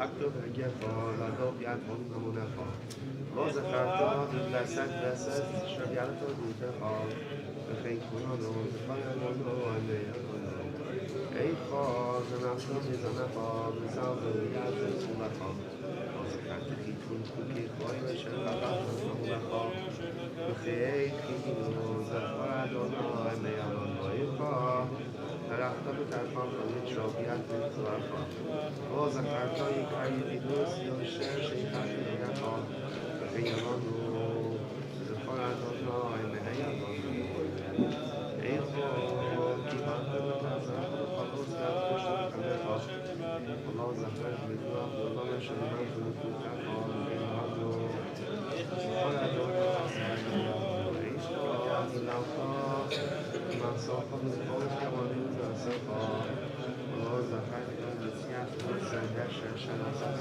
زفا به خیانانو زفار ادانا ایمنیانانو ای خواه سمتو به سرفا بزنگه بیاد صدیم سلفا سلفا باز خرطا او سندیت لعب شیطان امانفا به خیانانو زفار ادانا ای خواه فهمتا وزنفا بفنگه بیاد بایدی خواه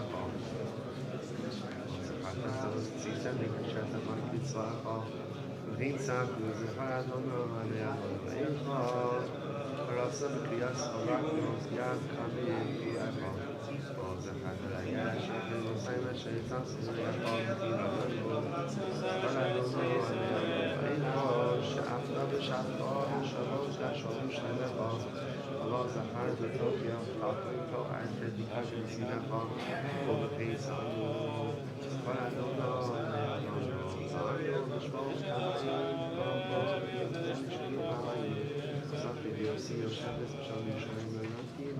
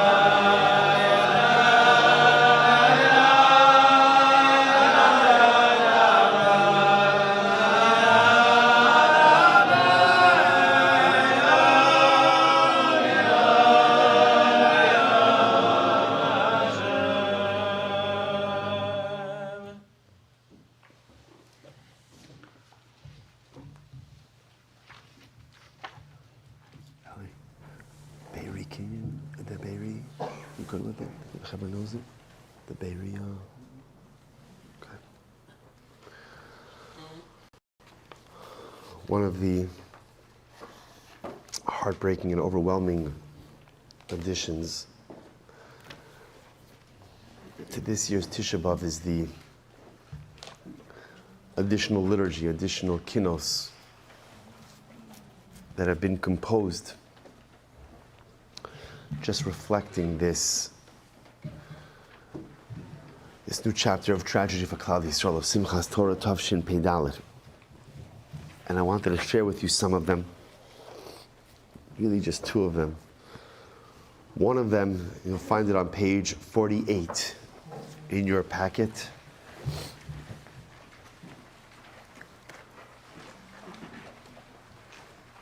And it's titled Kinat Be'eri.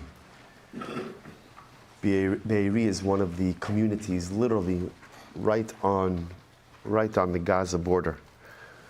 When I was in Eretz Yisrael during Hanukkah with my family, I had the opportunity to go down south during one of the days, and through a lot of hashgacha pratis, Be'eri at that point, Be'eri was and still is a closed military zone.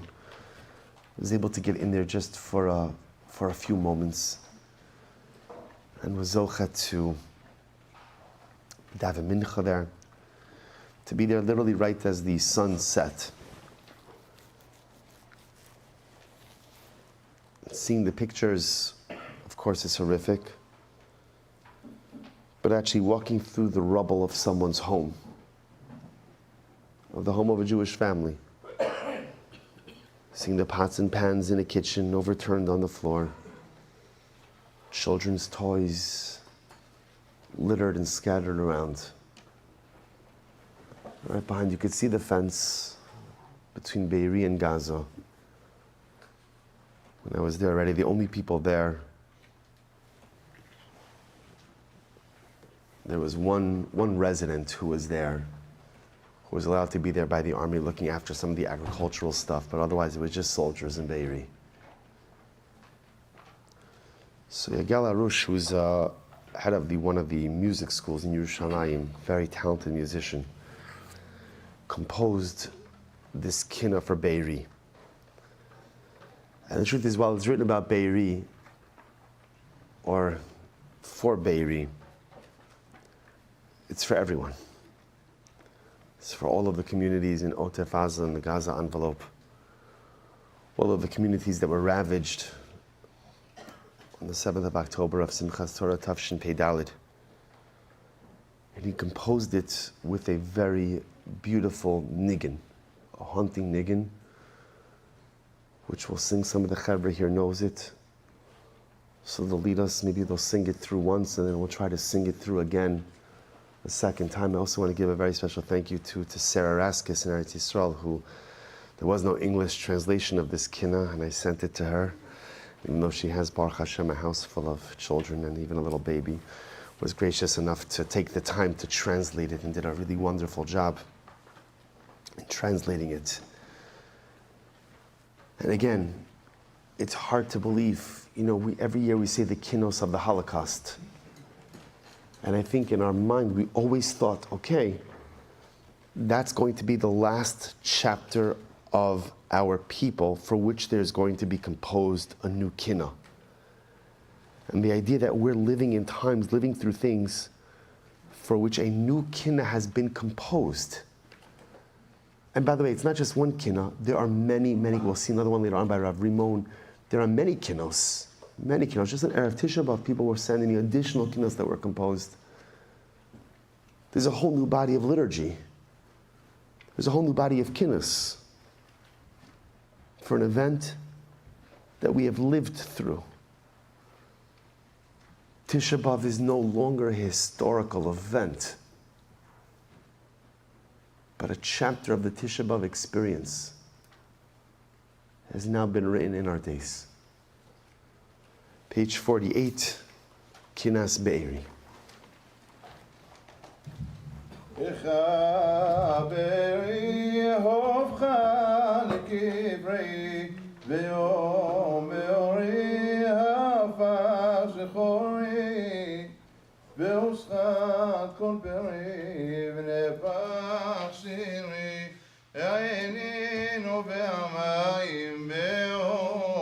שברי, אחד תורה ארוכה וסדורה, בכל פרה לא עמד עזרה, וביום הדרה הושחת תוארי, עינינו והמים בעומק שברי, איכה ישראל ביום כרועל, בחיים שואל ומהומה קיבל, זקן ועולל בדם מתגולל, בחגו חילל אויב אכזרי, עינינו והמים בעומק שברי, איכה אמהות וילדות ונערות, בשבי מולכות כבימי פרעות, ונפרצו גדרות צאן ישרות, ופסקו מכונות ונגינות משוררי, עינינו והמים בעומק שברי, וכעת מה בורר ומה לדענו מה תהיה מהומה, לדען בו מה תושפע לדמה, ואתה גומה לעיר נרי, ובנחמך תרפא שברי, וניהנו בת תשקה ברי. One looks at the word of this Kinnos, and it behooves us to go through it together. Eicha be'iri afcha lekivri. It's a little bit of a play, almost like a play on words a little bit. Be'iri, of course, the name of the community, but also Be'iri, my well. How my Be'iri has become my grave. The Yom Ma'ori Afach Shchori, a day of such light, Simchas Torah, has turned so dark. V'hushchas kol peri v'nei apach shiri. All of the vegetation. Be'iri is an agricultural community. All of the peros, all of the vegetation has been destroyed. And all of my songs have been turned over. Eini nova mayim me omek shivri. My eyes well with tears from my broken depths. Eicha Torah aruchas dura. What happened to Torah? So exact and orderly. V'chol pe'ira, all of its glory, lo amda la Ezra, did not come to its aid in its time of need, reflecting the pain that on a day where Torah is celebrated, on a day of Simchas Torah, something so terrible could happen to our people. Ubiyom hadara hushchas ta'ari. And on the day of its splendor, its beauty was tarnished.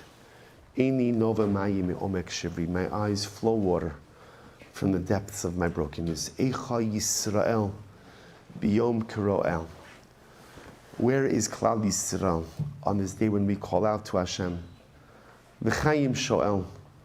The living asks so many questions, and mehuma kibel.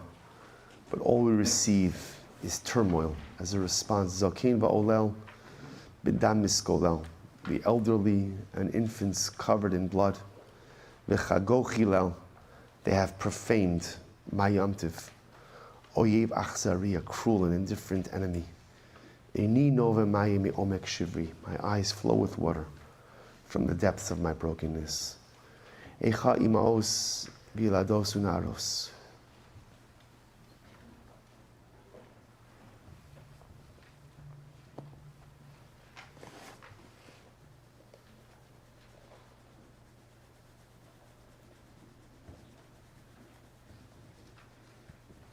How could it be that mothers, young women and girls, b'shvi mulachos, are taken out as captives?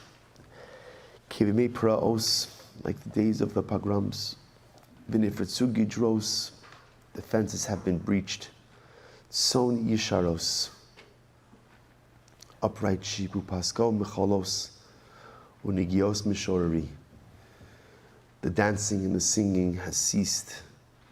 Eini nova mai mi omek shivri. My eyes flow with water from the depths of my brokenness. Ve'echa etma bore ruma.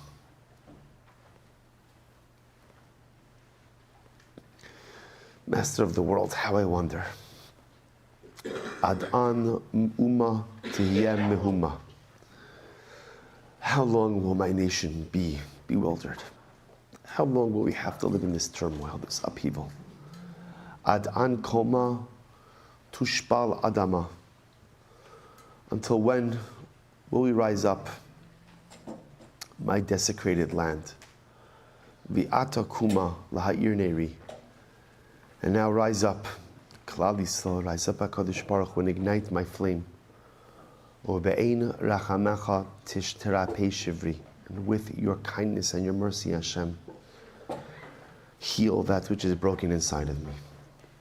Ve'eini hanovas tashke be'eri. And let the water flowing from my eyes water the fields, water my well, and water be'eri. I think there's so much power in this kinna in and of itself. But it's so interesting that tears themselves could kind of serve two purposes. Tears, on one hand, remove something from the body.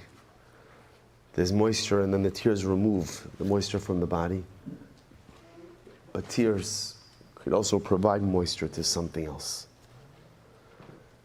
And isn't that our ultimate desire? More than anything, what I want is to know. I don't want to just cry tears. I want to know that my tears do something. I want to know that my tears water something. I want to know that my tears, which represent a certain removal of vitality and life from me, go out and cause life in something else. And that's the last phrase of this kinna. Ve'eni anovas tashke be'eri. The tears that we cry on Tisha B'Av and the tears that we cry on this day, they're not for naught and they're not in vain. And they don't just fall onto the floor absorbed in infertile soil. Our tears cause the growth of Klal Yisrael. Our tears cause the growth of ourselves. Our tears create something beautiful and meaningful for the eternality, continuity, and nitzchias of Klal Yisrael. The tears water be'eri. The tears water that which we have lost and cause it to grow again. And the tears that we shed on this day of Tisha B'Av replenish the depleted be'er, the depleted well of Klal Yisrael. I want to share with you a really inspiring piece. Two inspiring, well, they're all inspiring pieces. If you go back a little bit to, we're going out of order and I apologize for that. Back to page 4.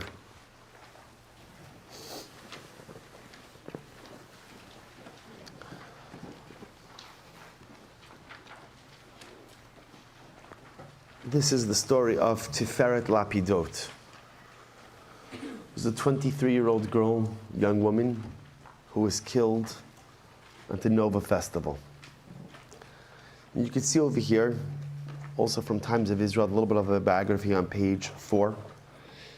Tiferet Lapidot, a 23-year-old Canadian Israeli, grew up in the northern town of Harish, was murdered at the supernova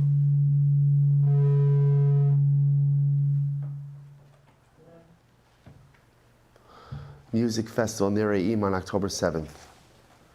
Her family waited and searched frantically for 10 days for news of Lapidot's fate before they were finally informed that her body had been found. Her aunt, Galit Goren, told the Canadian news outlet that Lapidot was a beautiful girl with a beautiful heart. Goren said she had volunteered as an English teacher in South Africa, was most recently living in Australia, but she had been visiting Israel for the Jewish holidays, which culminated in the brutal Hamas assault on southern Israel. claiming 1,400 lives. Another aunt, Racheli Enkri, shared the speech she gave at Lapidot's funeral on Facebook. With gratitude, Hashem, thanks be to God that I was privileged to be part of your upbringing, Tiffy, she said, that I got to taste from your sweet soul. Thank you that we were able to bring you to burial in Israel. Did you not fall into the hands of those animals? Thanks be to God that they did not get to touch the sweet beauty of yours. Thank you for giving us such a beautiful and special gift, even if it was for such a short time. There's actually some beautiful pictures. This young woman traveled, these beautiful pictures. She was teaching English to South African children in some of these very poor and rural areas. Just a picture of a selfless, sweet young woman. I'll tell you something just amazing, just hashgacha pratis. When I was in Eretz Yisrael, just a little while ago, when you're walking out from the kosel, they have that shelf where they have all the periodicals, so it was Friday morning. I just took a bunch of them and I was looking through some of it on Shabbos or afterwards, and I came across this article on page 5, written by Sarit Lapidot. Sarit Lapidot is the mother of Tiferet Lapidot. I only put this together afterwards. And this article, this mother, talks a little bit about her daughter. We're not going to do the whole thing, but it is incredibly moving and beautiful. She writes on page 5, this is Sarit Lapidot writing about her daughter Tiferet. Bitenu Tiferet Hashem yikom dama. Nirtzecha b'simchas Torah b'mesibas hanova. Our beautiful daughter Tiferet, Hashem should avenge her blood, was murdered on Simchas Torah at the Nova Festival. Bat Esrim v'shalosh hayta. She was 23 years old. Gavoa tamira v'yafa. She was tall, striking, and beautiful. Bileit a'ava leborei b'labriya. She was filled with love for Hashem and for creations. B'darka naga b'chevre emet rabim. V'amifgash ita hifgish anashim im she'elot shamahut yi'ud v'neshama. Ne'afiach b'hem ruach. Such a beautiful description of a mother for a daughter. She says, my daughter was filled with love, right? Ahava leborei, love for Hashem and love for His creations. In the course of her short journey in life, she encountered many people. And every person who encountered her with questions of meaning, yi'ud, purpose, neshama, soul, ve'aficha b'hem ruach, and she breathed life into every person she met. Tiferet nitna b'kolchos chaim gidolim. She had great energy in life. Anshe eish hikar lasug ha'anashim she'ima hizdasa. She called the people who she her chevra. She called anshe eish, people with fire. She surrounded herself with passionate people. If you skip down a little bit, her mother speaks about the fact that she struggled with religion. What's incredible to see, by the way, is obviously anyone who was there at the Nova Festival on Simchas Torah, it was Shabbos. It's incredible to see, first of all, how many young people were there who themselves were struggling with what their place in Yiddishkeit was. But it's incredible to see how with all of those struggles, these young men and women were Kodesh Kadoshim. They were literally the Holy of Holies. The Holy of Holies. Maybe they weren't observant in the way that you and I are observant. Maybe they didn't have the same relationship with Torah mitzvos that perhaps we do. But the Mesiras Nefesh, the Avas Yisrael, the dedication one to the other is overwhelming. So she writes over here that her daughter struggled, and it's incredible to see with a fundamental issue. Tiferet, histovava im kushat kiyumis amuka. Tiferet always struggled with a fundamental theological question. Ha'im haTorah hisam chayim bishvili. Is Torah an elixir of life for me? She came from an observant family, and she was educated, right, in religious schools. And she always dealt with the following fundamental issue. Is Torah an elixir of life for me? Or does Torah force me to extinguish the person who I am and to become someone else? Do you hear this? This was her struggle. This was a young woman with incredible kochos, a young woman with incredible abilities. And what did she struggle with most? I know who I want to be. And as we're going to see, I also want Hashem in my life, and I want Torah. But I don't know how to reconcile it.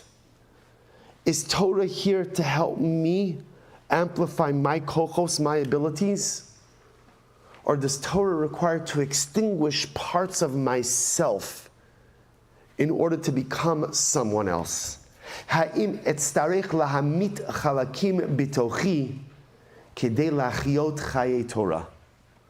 Do I have to extinguish parts of who and what I am in order to truly live a life of Torah?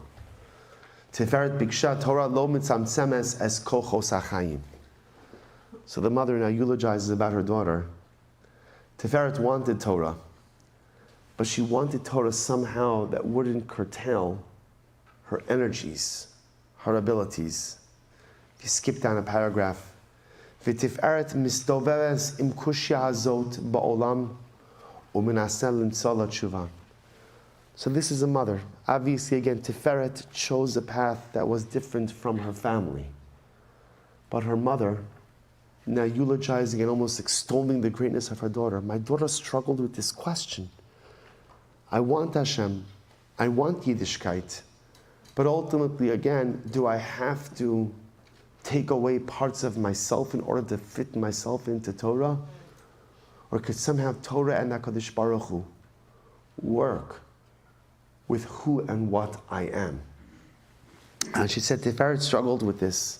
Umenaseh limtzah tshuva ubiyomanim she kotevet himashira tefilot ktuvot b'dios fug b'dmaot.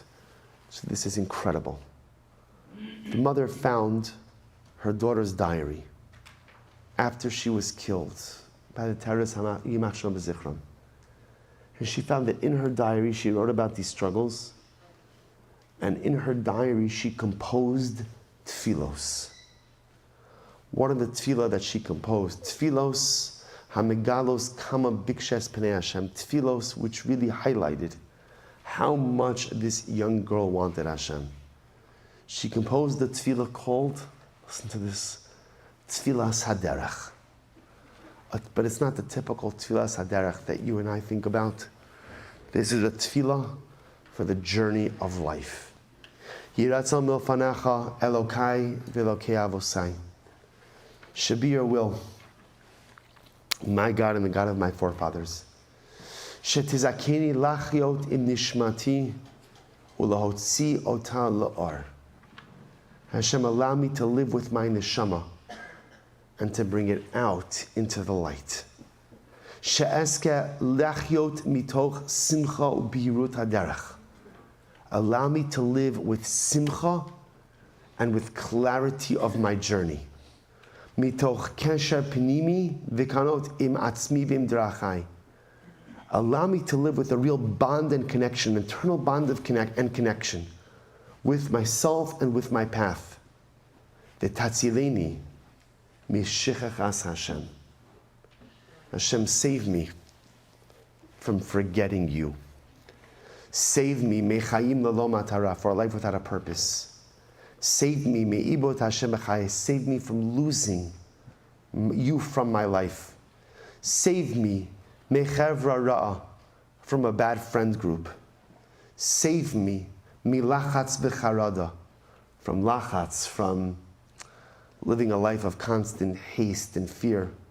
Save me, mechoser kavod klape horai. Save me from living a life where I don't give enough honor and respect to my parents.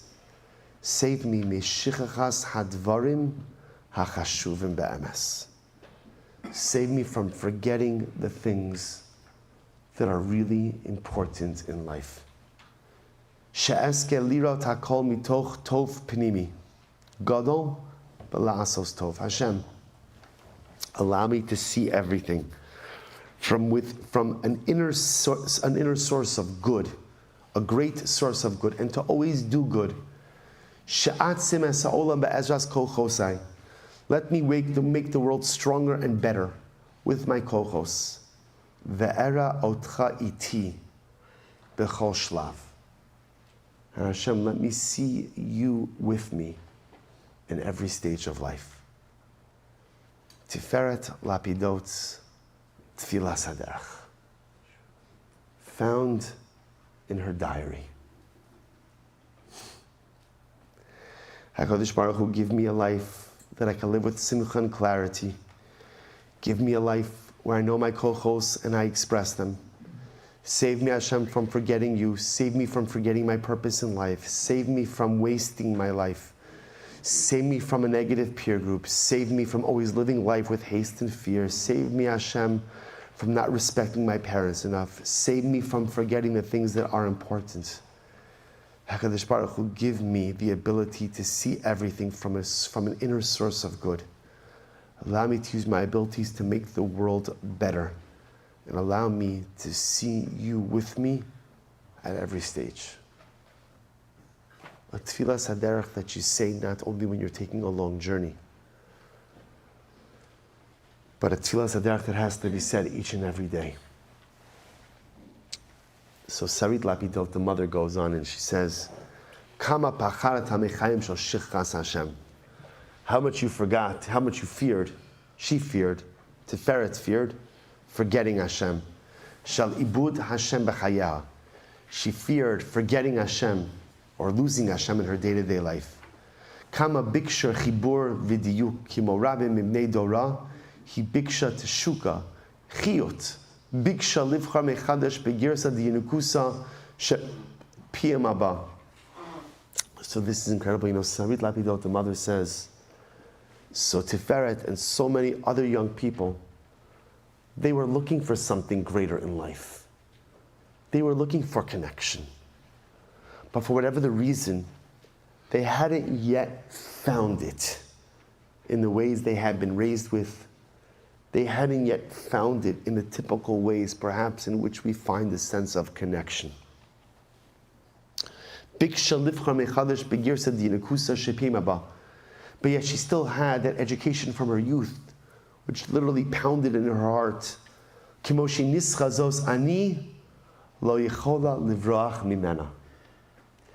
This is incredible. So Sarit Lapidot, the mother, says, Tiferet had told her, had written a number of times, no matter what I do, I can't run away from the upbringing I have been given. This incredible idea that this girl, who knows what her journey was and who knows what her life experiences were, but no matter kind of how much she tried to go ahead on her own path, something was always pulling her back to HaKadosh Baruch Hu. Something was always pulling her back to her people. Something was always pulling her back to Kedusha. He lo hiskima lachiot behit avdut penimit shal nituk ben hadat lechaya regesh. She refused to disassociate from her Yiddishkeit. She refused to disassociate from HaKadosh Baruch Hu, to allow for a separation between religion and her life of emotion and passion. Listen to this. Her status, Shela, took me a little while to understand what that word was. Her status, on WhatsApp, her status, Shela, nishar ad rega'eh achronim, beveis elokim nahalech beregesh.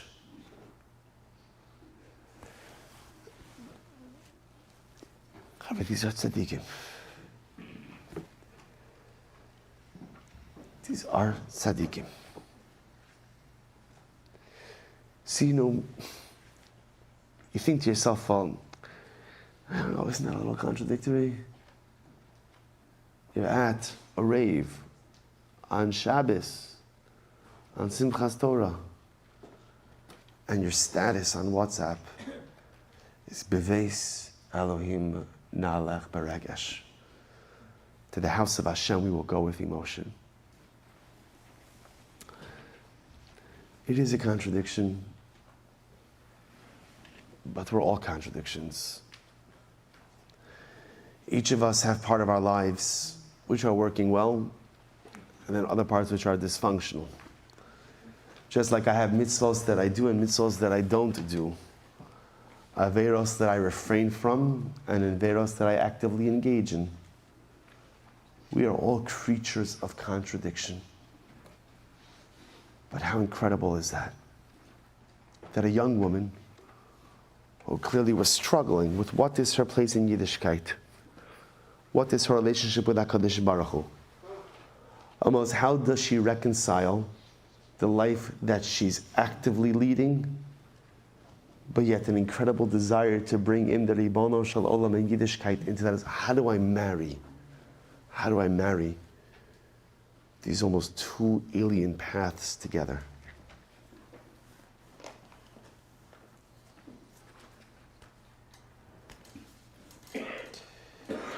Beveis Elokim Nahalech Beragesh.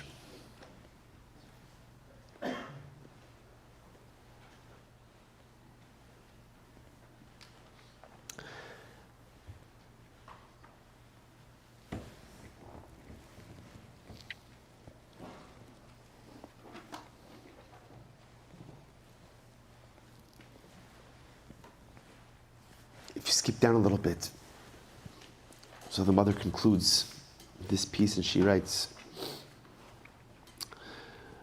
he says, Gam im b'tzad achitzoni nira sheyesh pe'er.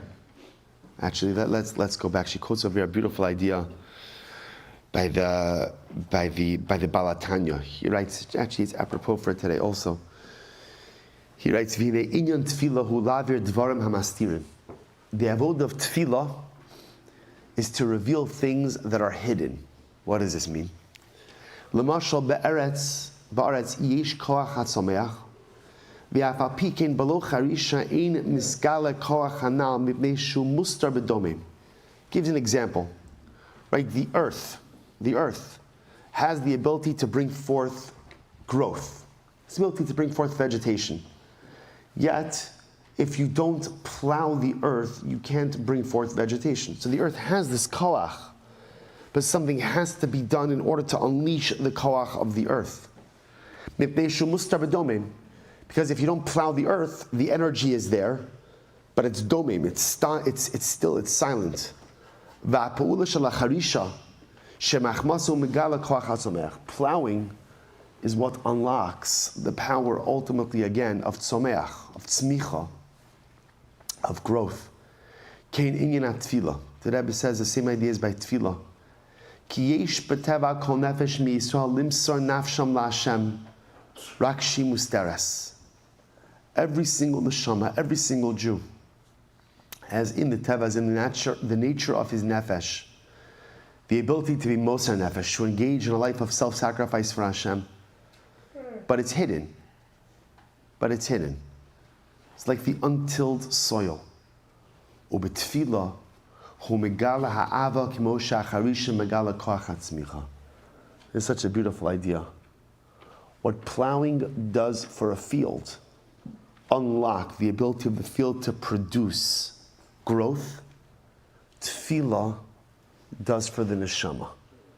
Tefillah unlocks the power of the neshama to be moser nefesh, to sacrifice, to give and to do. So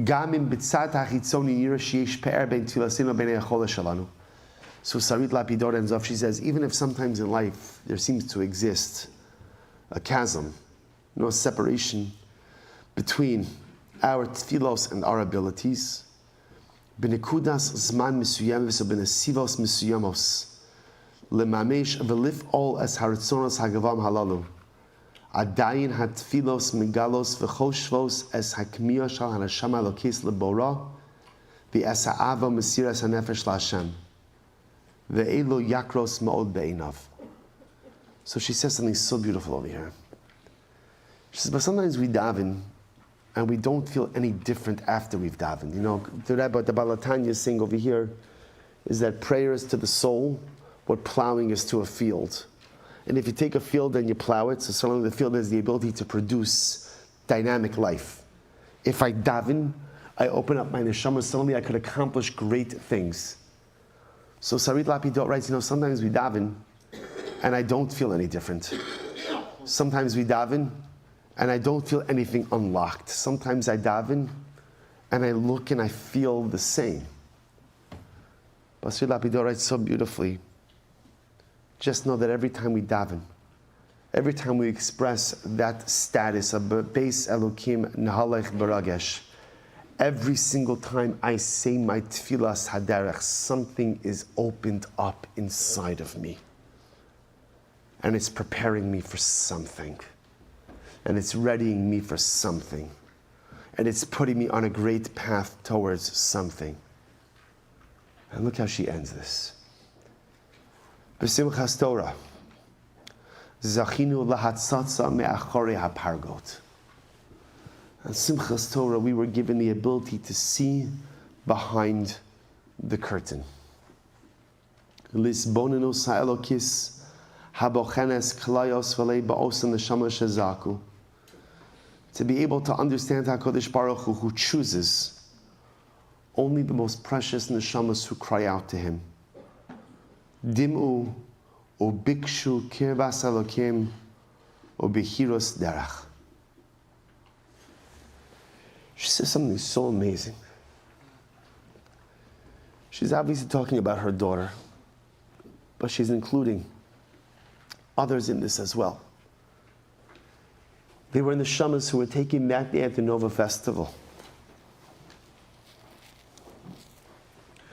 who deep down somewhere deep within the soul, Bikshu Kirvas Elokim. What they were looking for more than anything was the closeness to HaKadosh Baruch Hu. Ubihiros derech. And all they wanted more than anything was clarity on their way. V'zachu la'alos b'sara hashamayma.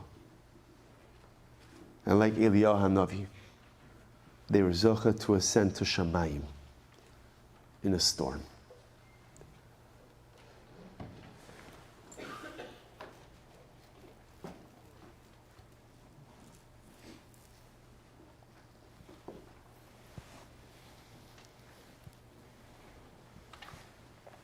These stories are too overwhelming to put into words. It's overwhelming to look at the picture of a beautiful young woman, 23 years old, very lapidot. Just in the picture, you could see a chen, you could see a vitality so full of life.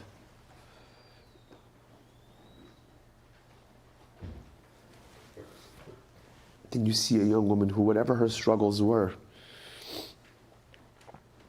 wanted so badly to have a relationship with Hashem. Like she said, Ve'era otcha iti b'chol shlav. The last line of her tefillah haderech. Hashem, I just want to see you with me at every stage, at every moment. And the emunah of a parent. The emunah of a parent. To be able to see the death of her daughter in such tragic and horrific way. To be able to see behind the curtain and to be able to see in the death of her daughter a neshama that wanted so badly to be close.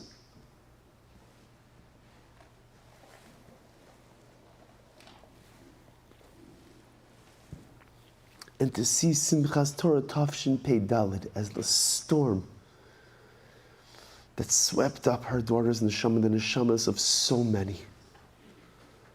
It swept them up to take them right to the Ribbon Shalom, to take them right to the Kis Yaakov.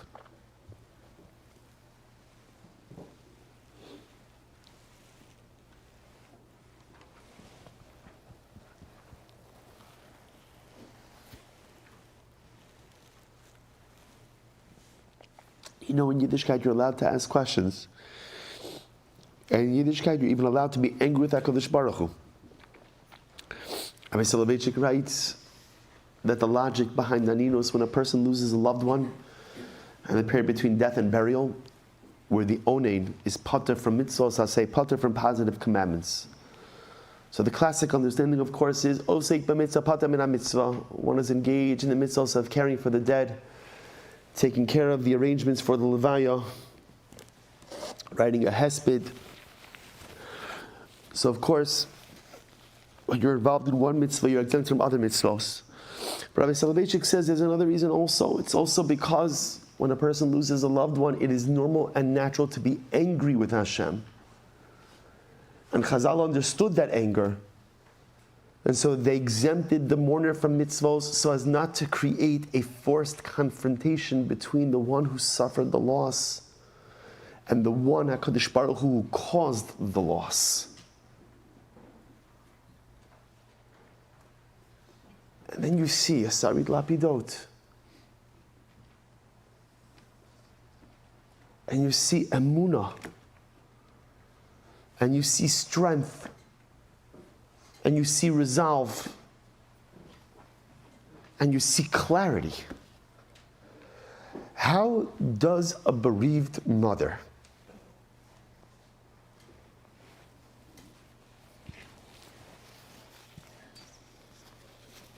such as a bereaved mother, they couldn't find Tiferet Lapidot's body for 10 days. They couldn't find her body for 10 days. This is not just a parent who loses a child. Every single time a parent loses a child, the most overwhelming of overwhelming.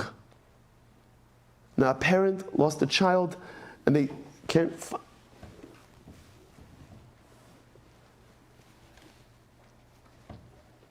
And how does a bereaved mother have so much clarity? My daughter davened her whole life one tefillah sadarech.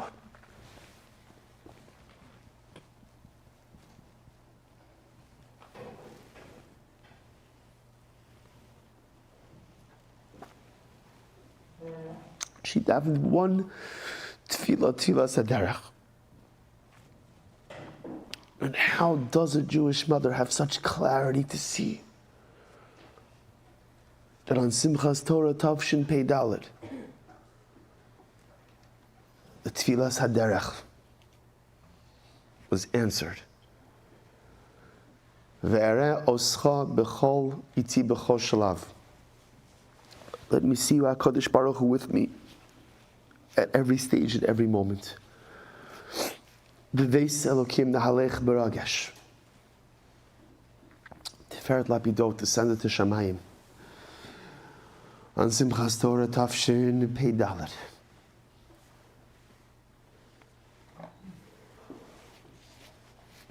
Her tefillas aderech, her journey ended on October 7th. And the mother, able to have such spiritual clarity. What my daughter wanted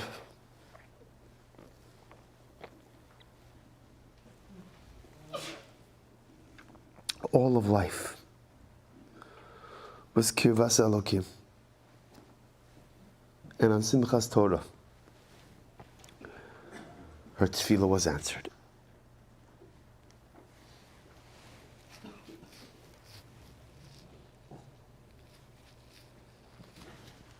So once again, Chevra, we always take from all of this. Sarit Lapidot is one of us. Sarit Lapidot is a mother in Am Yisrael. Which means if Sarit Lapidot has this emunah, then we have the ability to find this within ourselves as well. We just have to dig deep. How many times does it happen that things don't go our way in life? And we're so quick to wag an accusatory finger towards HaKadosh Baruch Hu.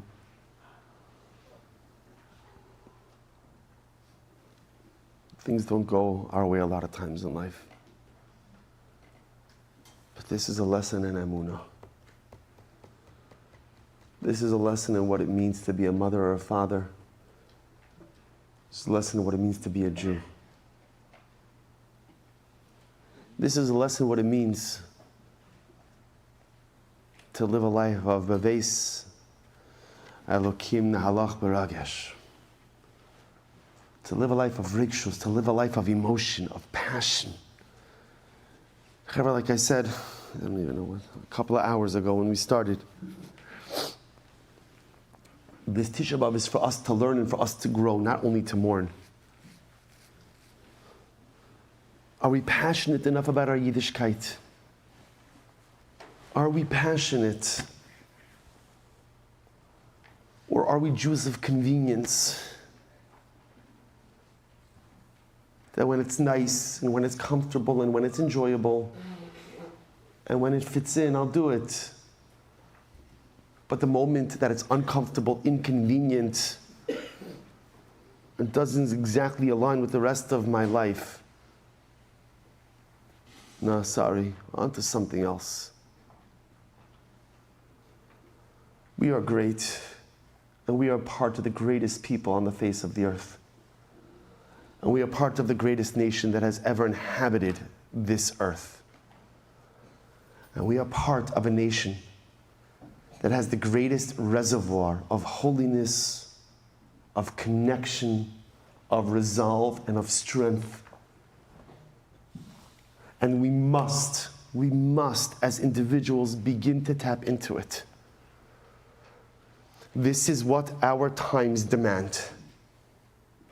If Sarit Lapidot could use the tragic and barbaric death of her daughter to energize her connection to HaKadosh Baruch Hu and propel her further on her journey in Yiddishkeit,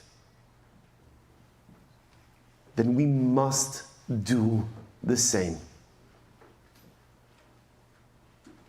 How am I propelling myself forward? What's my Kabbalah? What am I taking on? What am I doing? Reading stories is beautiful, and shedding tears is impactful, but that's not the end. How am I going to change as a result of today? What am I going to do different? Because, Chavra, don't we feel so small when we read things like this? Rahman al-Islam, none of us should ever be put in this kind of situation. I don't know if I could ever write an article like Sarit Lapidot wrote after undergoing what she has experienced. But she experienced it, and she wrote it. She's not part of a different nation. She's not part of a different people. She is us, and we are her. And we must find our own way to dig into this reservoir of koach and to begin to reach new heights. Ya'abed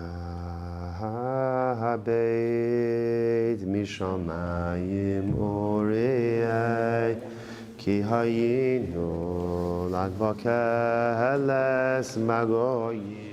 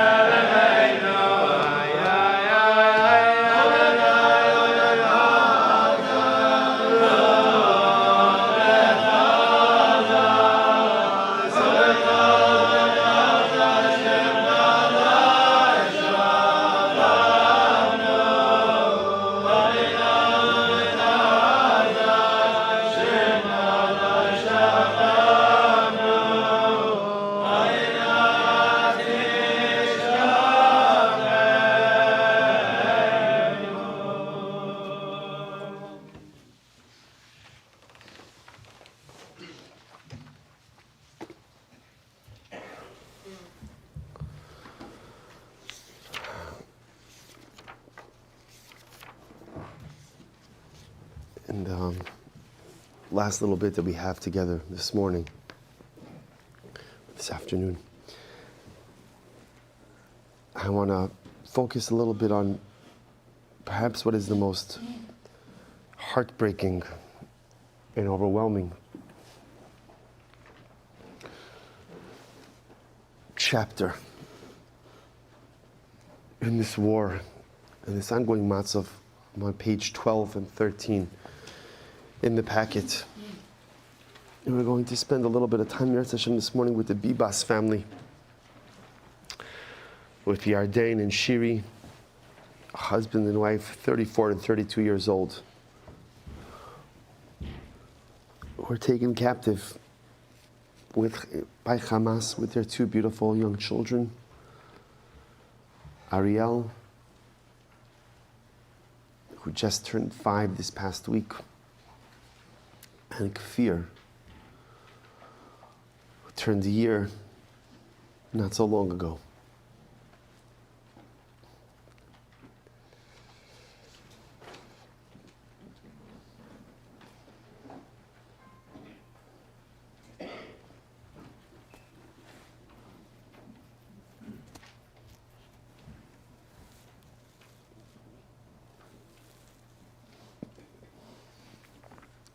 And it's hard.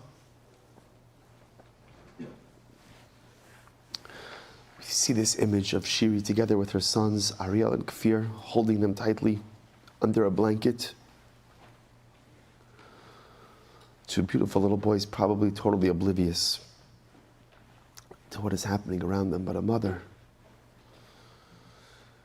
what does a mother want to do more than anything in this world? All a mother ever wants to do is to protect her children.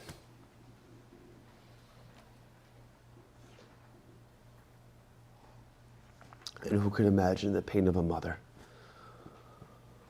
unable to protect her child, unable to protect her children, able to protect her babies.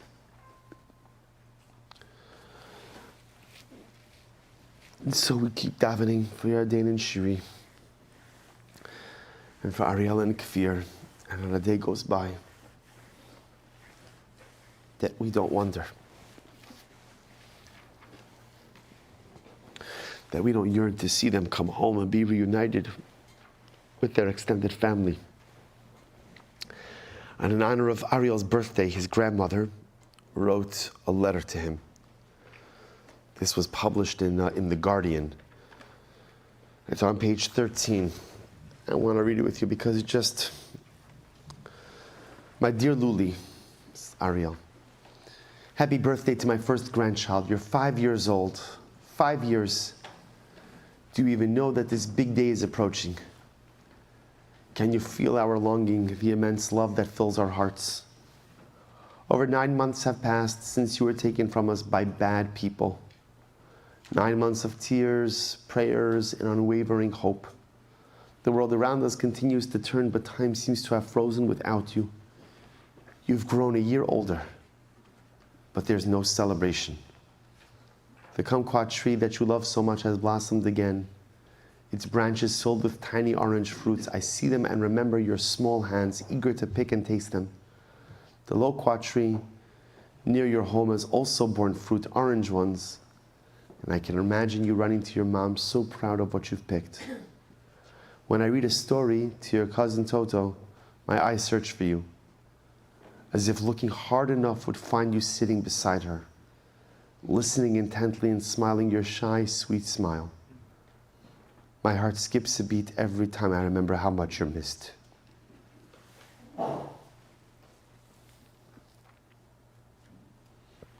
try to imagine the moment you'll return to us. Will you still call me Grandma Nini? Will you still want to play piggyback? I can always hear your laughter as you splash water on me while we water the plants in the garden. Luli, so much has changed in the last year. Instead of celebrating all the new things you've learned, we're dealing with an absence of you, of your mom, and of your dad, and of little fear. We're also in the shadow of a terrible loss. Grandpa Yossi and Grandma Margit are no longer with us.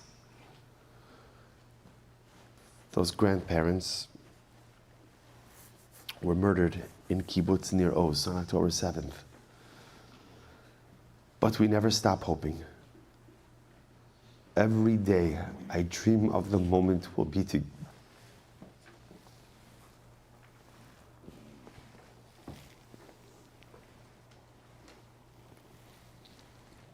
Every day I dream of the moment we'll be together again. I imagine the excitement, the tears, the hugs. I see you shouting, Grandma Nini, and little Kfir, who might not remember me anymore, smiling at me with a big grin.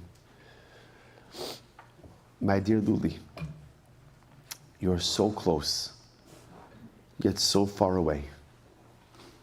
I pray that soon we'll receive the greatest gift to hug you and the whole family again.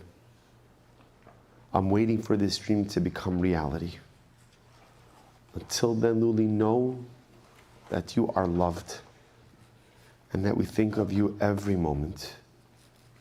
And one day, we'll celebrate all the birthdays we've missed together. Love, Grandma.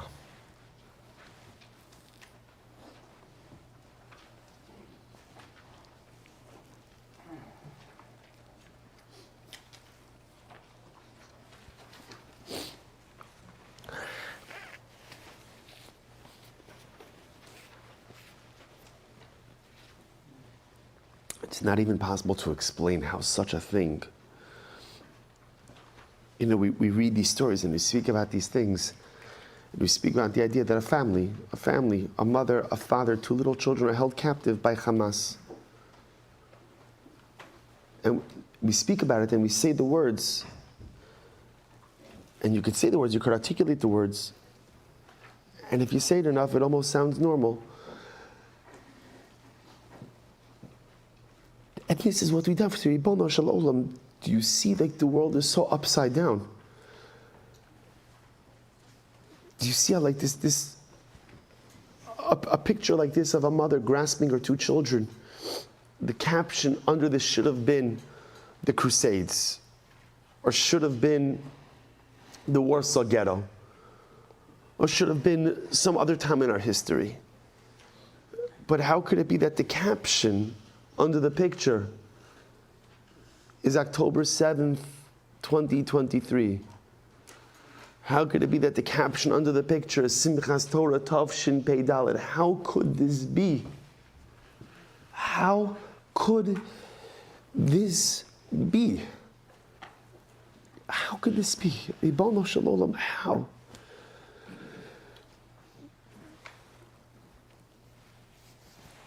Okay, we can ask.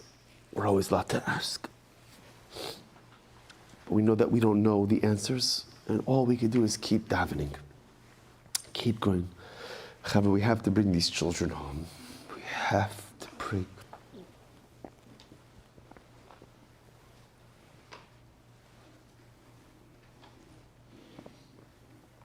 We have to bring these children home. Kadosh Baruch Hu, you have to bring your children home. You have to.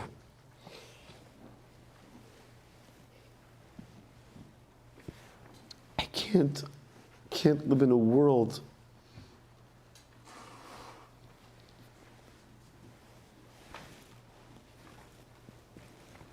Kadosh Baruch Hu, we ask you today on this day of Tisha B'Av, this day when Chazal tell us we're not allowed to daven, Sasam Tfilasi, the day we don't say Avinu Malkeinu, even though it's part and parcel of the fabric of every fast day. We're going to daven anyway. We're ignoring the instructions. We're going to daven anyway. Because circumstances like this require tefillos. Circumstances like this require avodah. Circumstances like this, you have to bring these children home. You must. How could it be that we live in a world where two sweet little boys celebrate birthdays in captivity? How could it be that we live in a world where a grandmother has to publish a letter in a publication to draw world attention to the plight of her beautiful grandchildren? How could this be? Schi umos. We know that we matter so little in the eyes of the nations of the world. But we know how much we matter in your eyes, HaKadosh Baruch Hu. So we ask you to see our broken hearts. We ask you to let our tears water the fertile soil of the world around us. We ask you to see how much we love each other and how much we're going to dig deep within ourselves, the B'Yirtzeh Hashem, to be able to find the switch that we need to flip in order to bring this precious mishpacha together with all our precious mishpachas home. Before we sing Eli Tzion, I just want to draw your attention. There's still so much to do and so much we need to focus on. But like I said, years of Tisha B'Avs would not be enough to capture the entirety of what we mourn for today. If you turn to page 17, there's a very meaningful piece here. Two very meaningful pieces. This is Sergeant Major Elkanah Wiesel, who was killed in battle.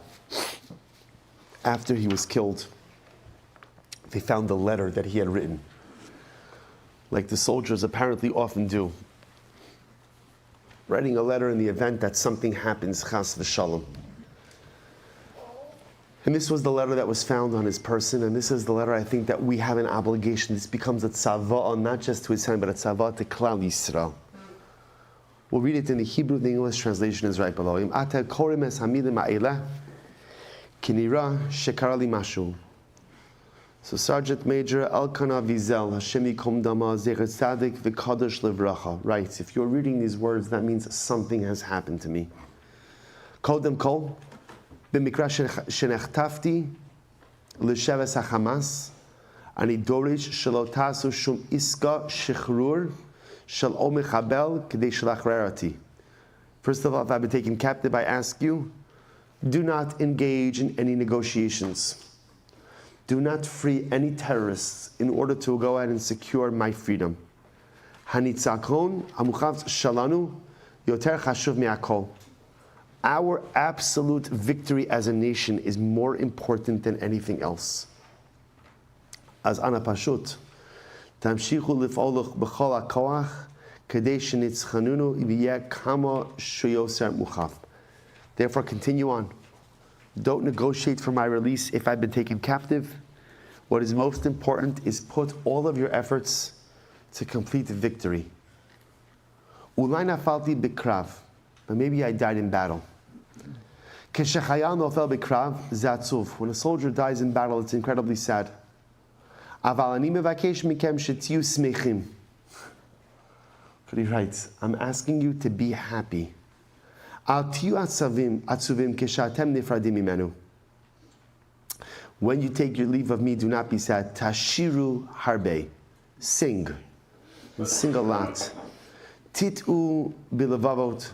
Plant something beautiful in your hearts. Tachziku echad l'sheni es hayadayim. Tichasku ze et ze. Literally give chizuk to one another. Hold each other's hands and strengthen each other. Yesh lanu kol kach harbe amal lihitgaot v'lismoach. There is so much over which we have to be proud and so much for which we must rejoice. Anachnu dor shel geula. We are the generation of redemption, of the geula.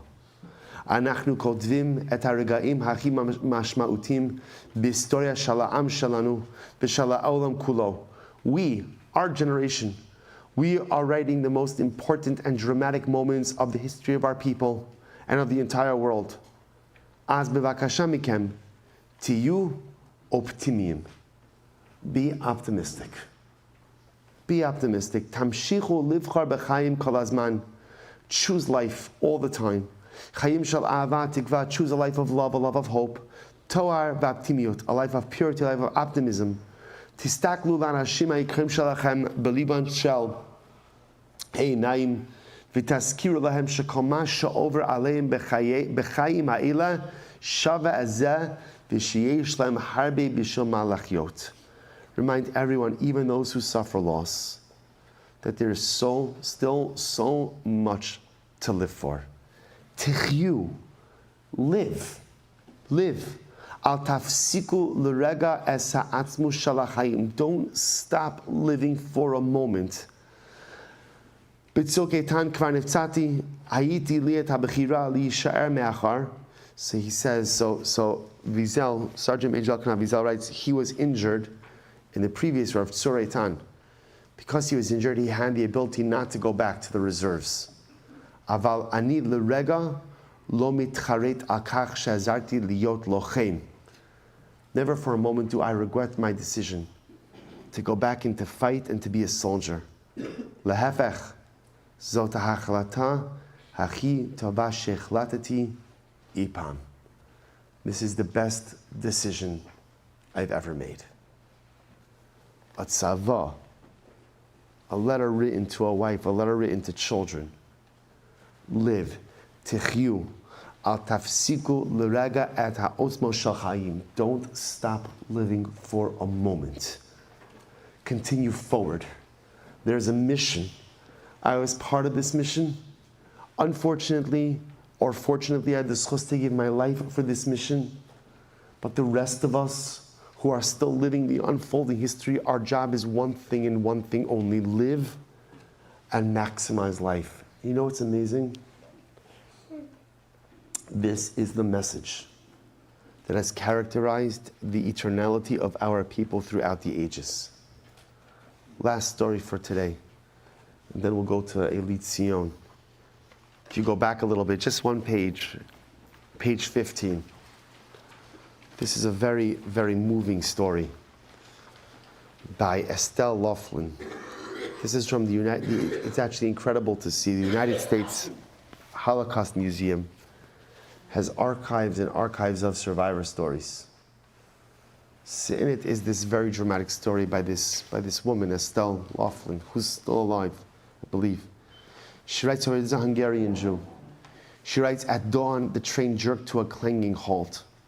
Those close to the bullet holes and cracks in the walls reported what they saw. Armed German soldiers and Ukrainian guards, people, our people, behind barbed wires and fences and chimneys. I got in you. Dear God, people sighed. Icy fear spread from my chest to every cell in my body. I could not stop trembling. I felt as if it were the world shaking with a ravage force. I clutched my parents, forced myself to sit upright, and tried hard to stay alert. My mind was no longer entirely mine. It was doing things as if in a nightmare. After a short wait and solemn postulations about our future, we heard unbolting bars and rude shouts, raus, raus, schnell, out, out, move. And they were upon us. The train had brought us to Majdanek, the infamous extermination camp located among the rolling wheat fields in Lublin. In no time, our tormentors rushed us into a fenced-in field jammed with bedraggled people. We had nothing to drink since they had chased us out of our bunker. We pleaded for water.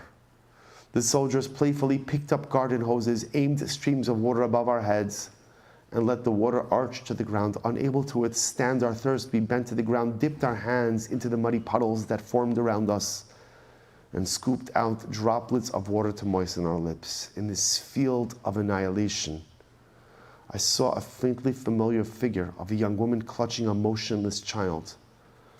I looked again and called out, Mama, look, it's Piotrik's mother. In her vomit-stained arms lay our beloved Piotrs, the last hidden toddler we had known in the last days of the ghetto. He lay as motionless as a clay doll with a tussle of black curls. Piotrik's mother turned her ravaged face to us, pale as death.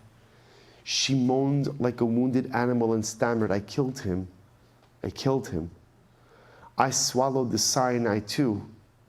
I did not want him to die alone. God, why did I have to vomit? I wanted to die with him. Attention rise. A band of guards began to shove us into groups, separating men, women, children from each other. Männer here, Hundel, Frauen dort, men here, dogs, women there. They ripped screaming children out of the arms of hysterical parents. Children here, move, wham, kick, shove. And my father was torn away from us. Unable to hold on to him, we called Tata, Tata. Mama screamed, Samek, Samek. Tata called back our names, Manya, Fredicina, Astucina. We shouted encouragements, hold on, endure, stay alive, I love you, I love you. We craned our necks, not to lose sight of Tata. With guns pointed at us, I could hear the click of the weapons' safety catches. We were ordered to sit on the ground and wait for fate to roll over us. Gusts of wind, biting wind, lashed across open terrain. Tata pushed himself to the front row and sat cross-legged on the muddy ground with a group of exhausted and grief-stricken men. We three sat with a group of women directly across from Tata, locking eyes with him. A short distance from us, children remained confined behind a wire fence in a muddy enclosure resembling a pigsty. I could not bear to look in their direction. I feel that I too might be taken away from Mama and Fredka and thrown in with them. The children clung to the fence, pleading and yammering, Mama, Tata, where are you? Their cries horrified me. They milled around their isolated space desperately, frantically. Tata was ill. He had a high fever and shivered with the chill. He took off his jacket and wound it around his head to quell the chill. I could not stand the look of suffering I saw in his worn face. I was accustomed to looking into his eyes to find comfort. They always held kindness, steadiness, and reassurance. How filled with pain they were now. I broke loose from the group of women and dashed across the field that separated us from Tata. He motioned me back, his face contorted with fear for my safety. I reached him and knelt down on the ground in front of him. Please, Tata, I said, you need not worry about me. They will not get me. I flipped the lapel of my coat and showed him the tiny vial of cyanide sewn into the lining. We all had it to use as a last resort. They will never get me, Tata. Remember, I have cyanide. I meant to reassure him. He shuddered, his eyes burning with anguish enough. He pleaded, no, no, don't do that. You must live. All life was coming to an end for me, crushed under the boots of the barbarians. All lessons of nobility and sanctity of life were piled on a pyre. From these ashes came Tata's message to me, live. Tata vanished like a dream, sheathed in the radiant light of virtue and unyielding values. He remained my archangel of humanism, calm and gentle as a whisper, dignified as the Masada's sight. He remained an immortal voice, a mantra as eternal as the current in a stream. Yes, yes, there is a separating line between the worst and the noblest in men. Neither purges the other. He vanished during Walpurgis night, leaving a pulse of goodness in the wrath of evil, danced like Satan, setting my world in flames. And what was so incredibly striking, Sergeant Major Elkanah Bizel, 35, and the father, Tata, of Esther Laughlin, same message. Live. Because at the end of the day, one of the overarching messages of this day is we say to all of those who have died, Kiddush Hashem Am Va'aretz V'amar lachem b'demechem chaynu b'demechem chayinu. Today we have learned about sacrifice. We have seen firsthand what sacrifice means. And we have learned about loss, and we have learned about Mesiras Nefesh. And we have learned how one heart can be broken into 1,000,000 pieces. But like we began, we sat down here this morning to allow our hearts to be broken open in the hope that in the brokenness we'll find kohos that we never knew we had. In the brokenness we will find beauty that we never knew we had. In the brokenness we will find the resolve to do more, to be more. With the heartbreaking inspiration of all of these precious neshamas who we have spent time with this morning, we say to them, you have demonstrated and lived and become the best of who and what Klal Yisrael is. And we pledge to do the same.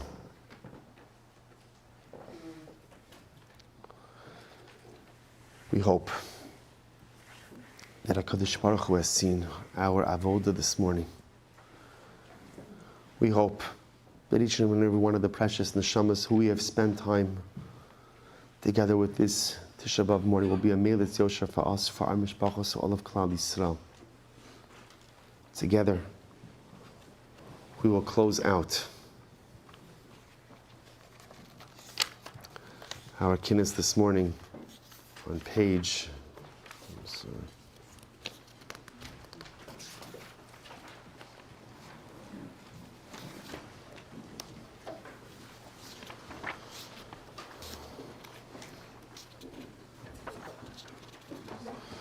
page 46 in your Kinnos packets, Eli Tzion. Eli Tzion v'yareho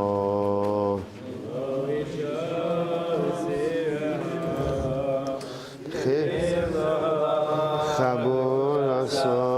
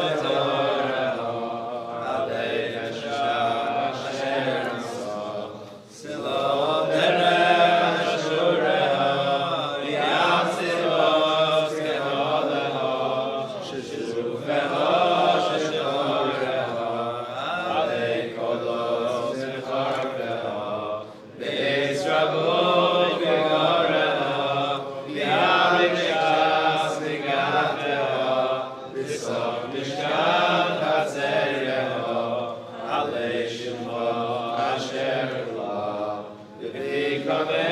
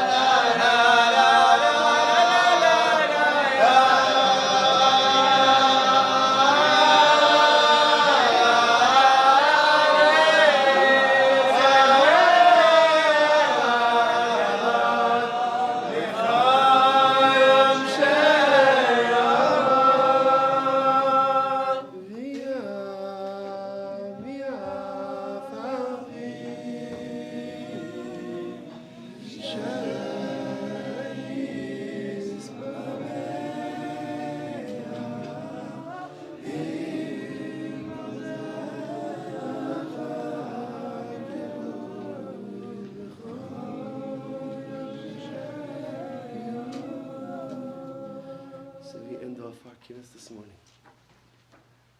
with the heartfelt plea to Avinu Shabashamai.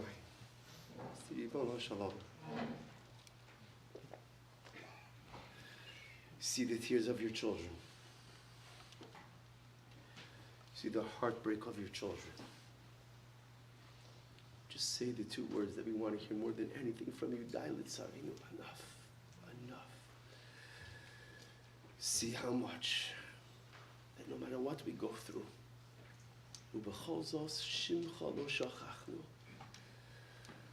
so all we ask is for the same in kind. We have never left you, and we just ask that you never leave us. So Ribono Shalom, as we close out this Kinnos for Tavshin Peidalit, we do so with the commitment not to do this again. Ribono Shalom, on this morning of Tisha B'Av, your children tell you, we're done.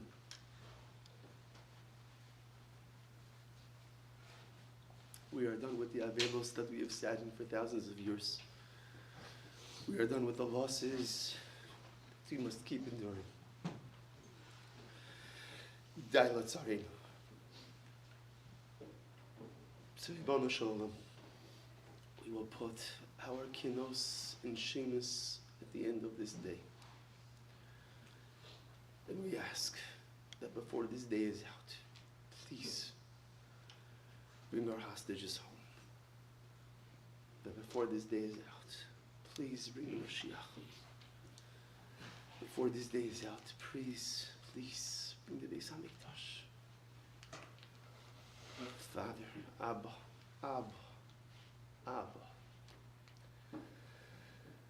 You know how much we love you, and we know how much you love us.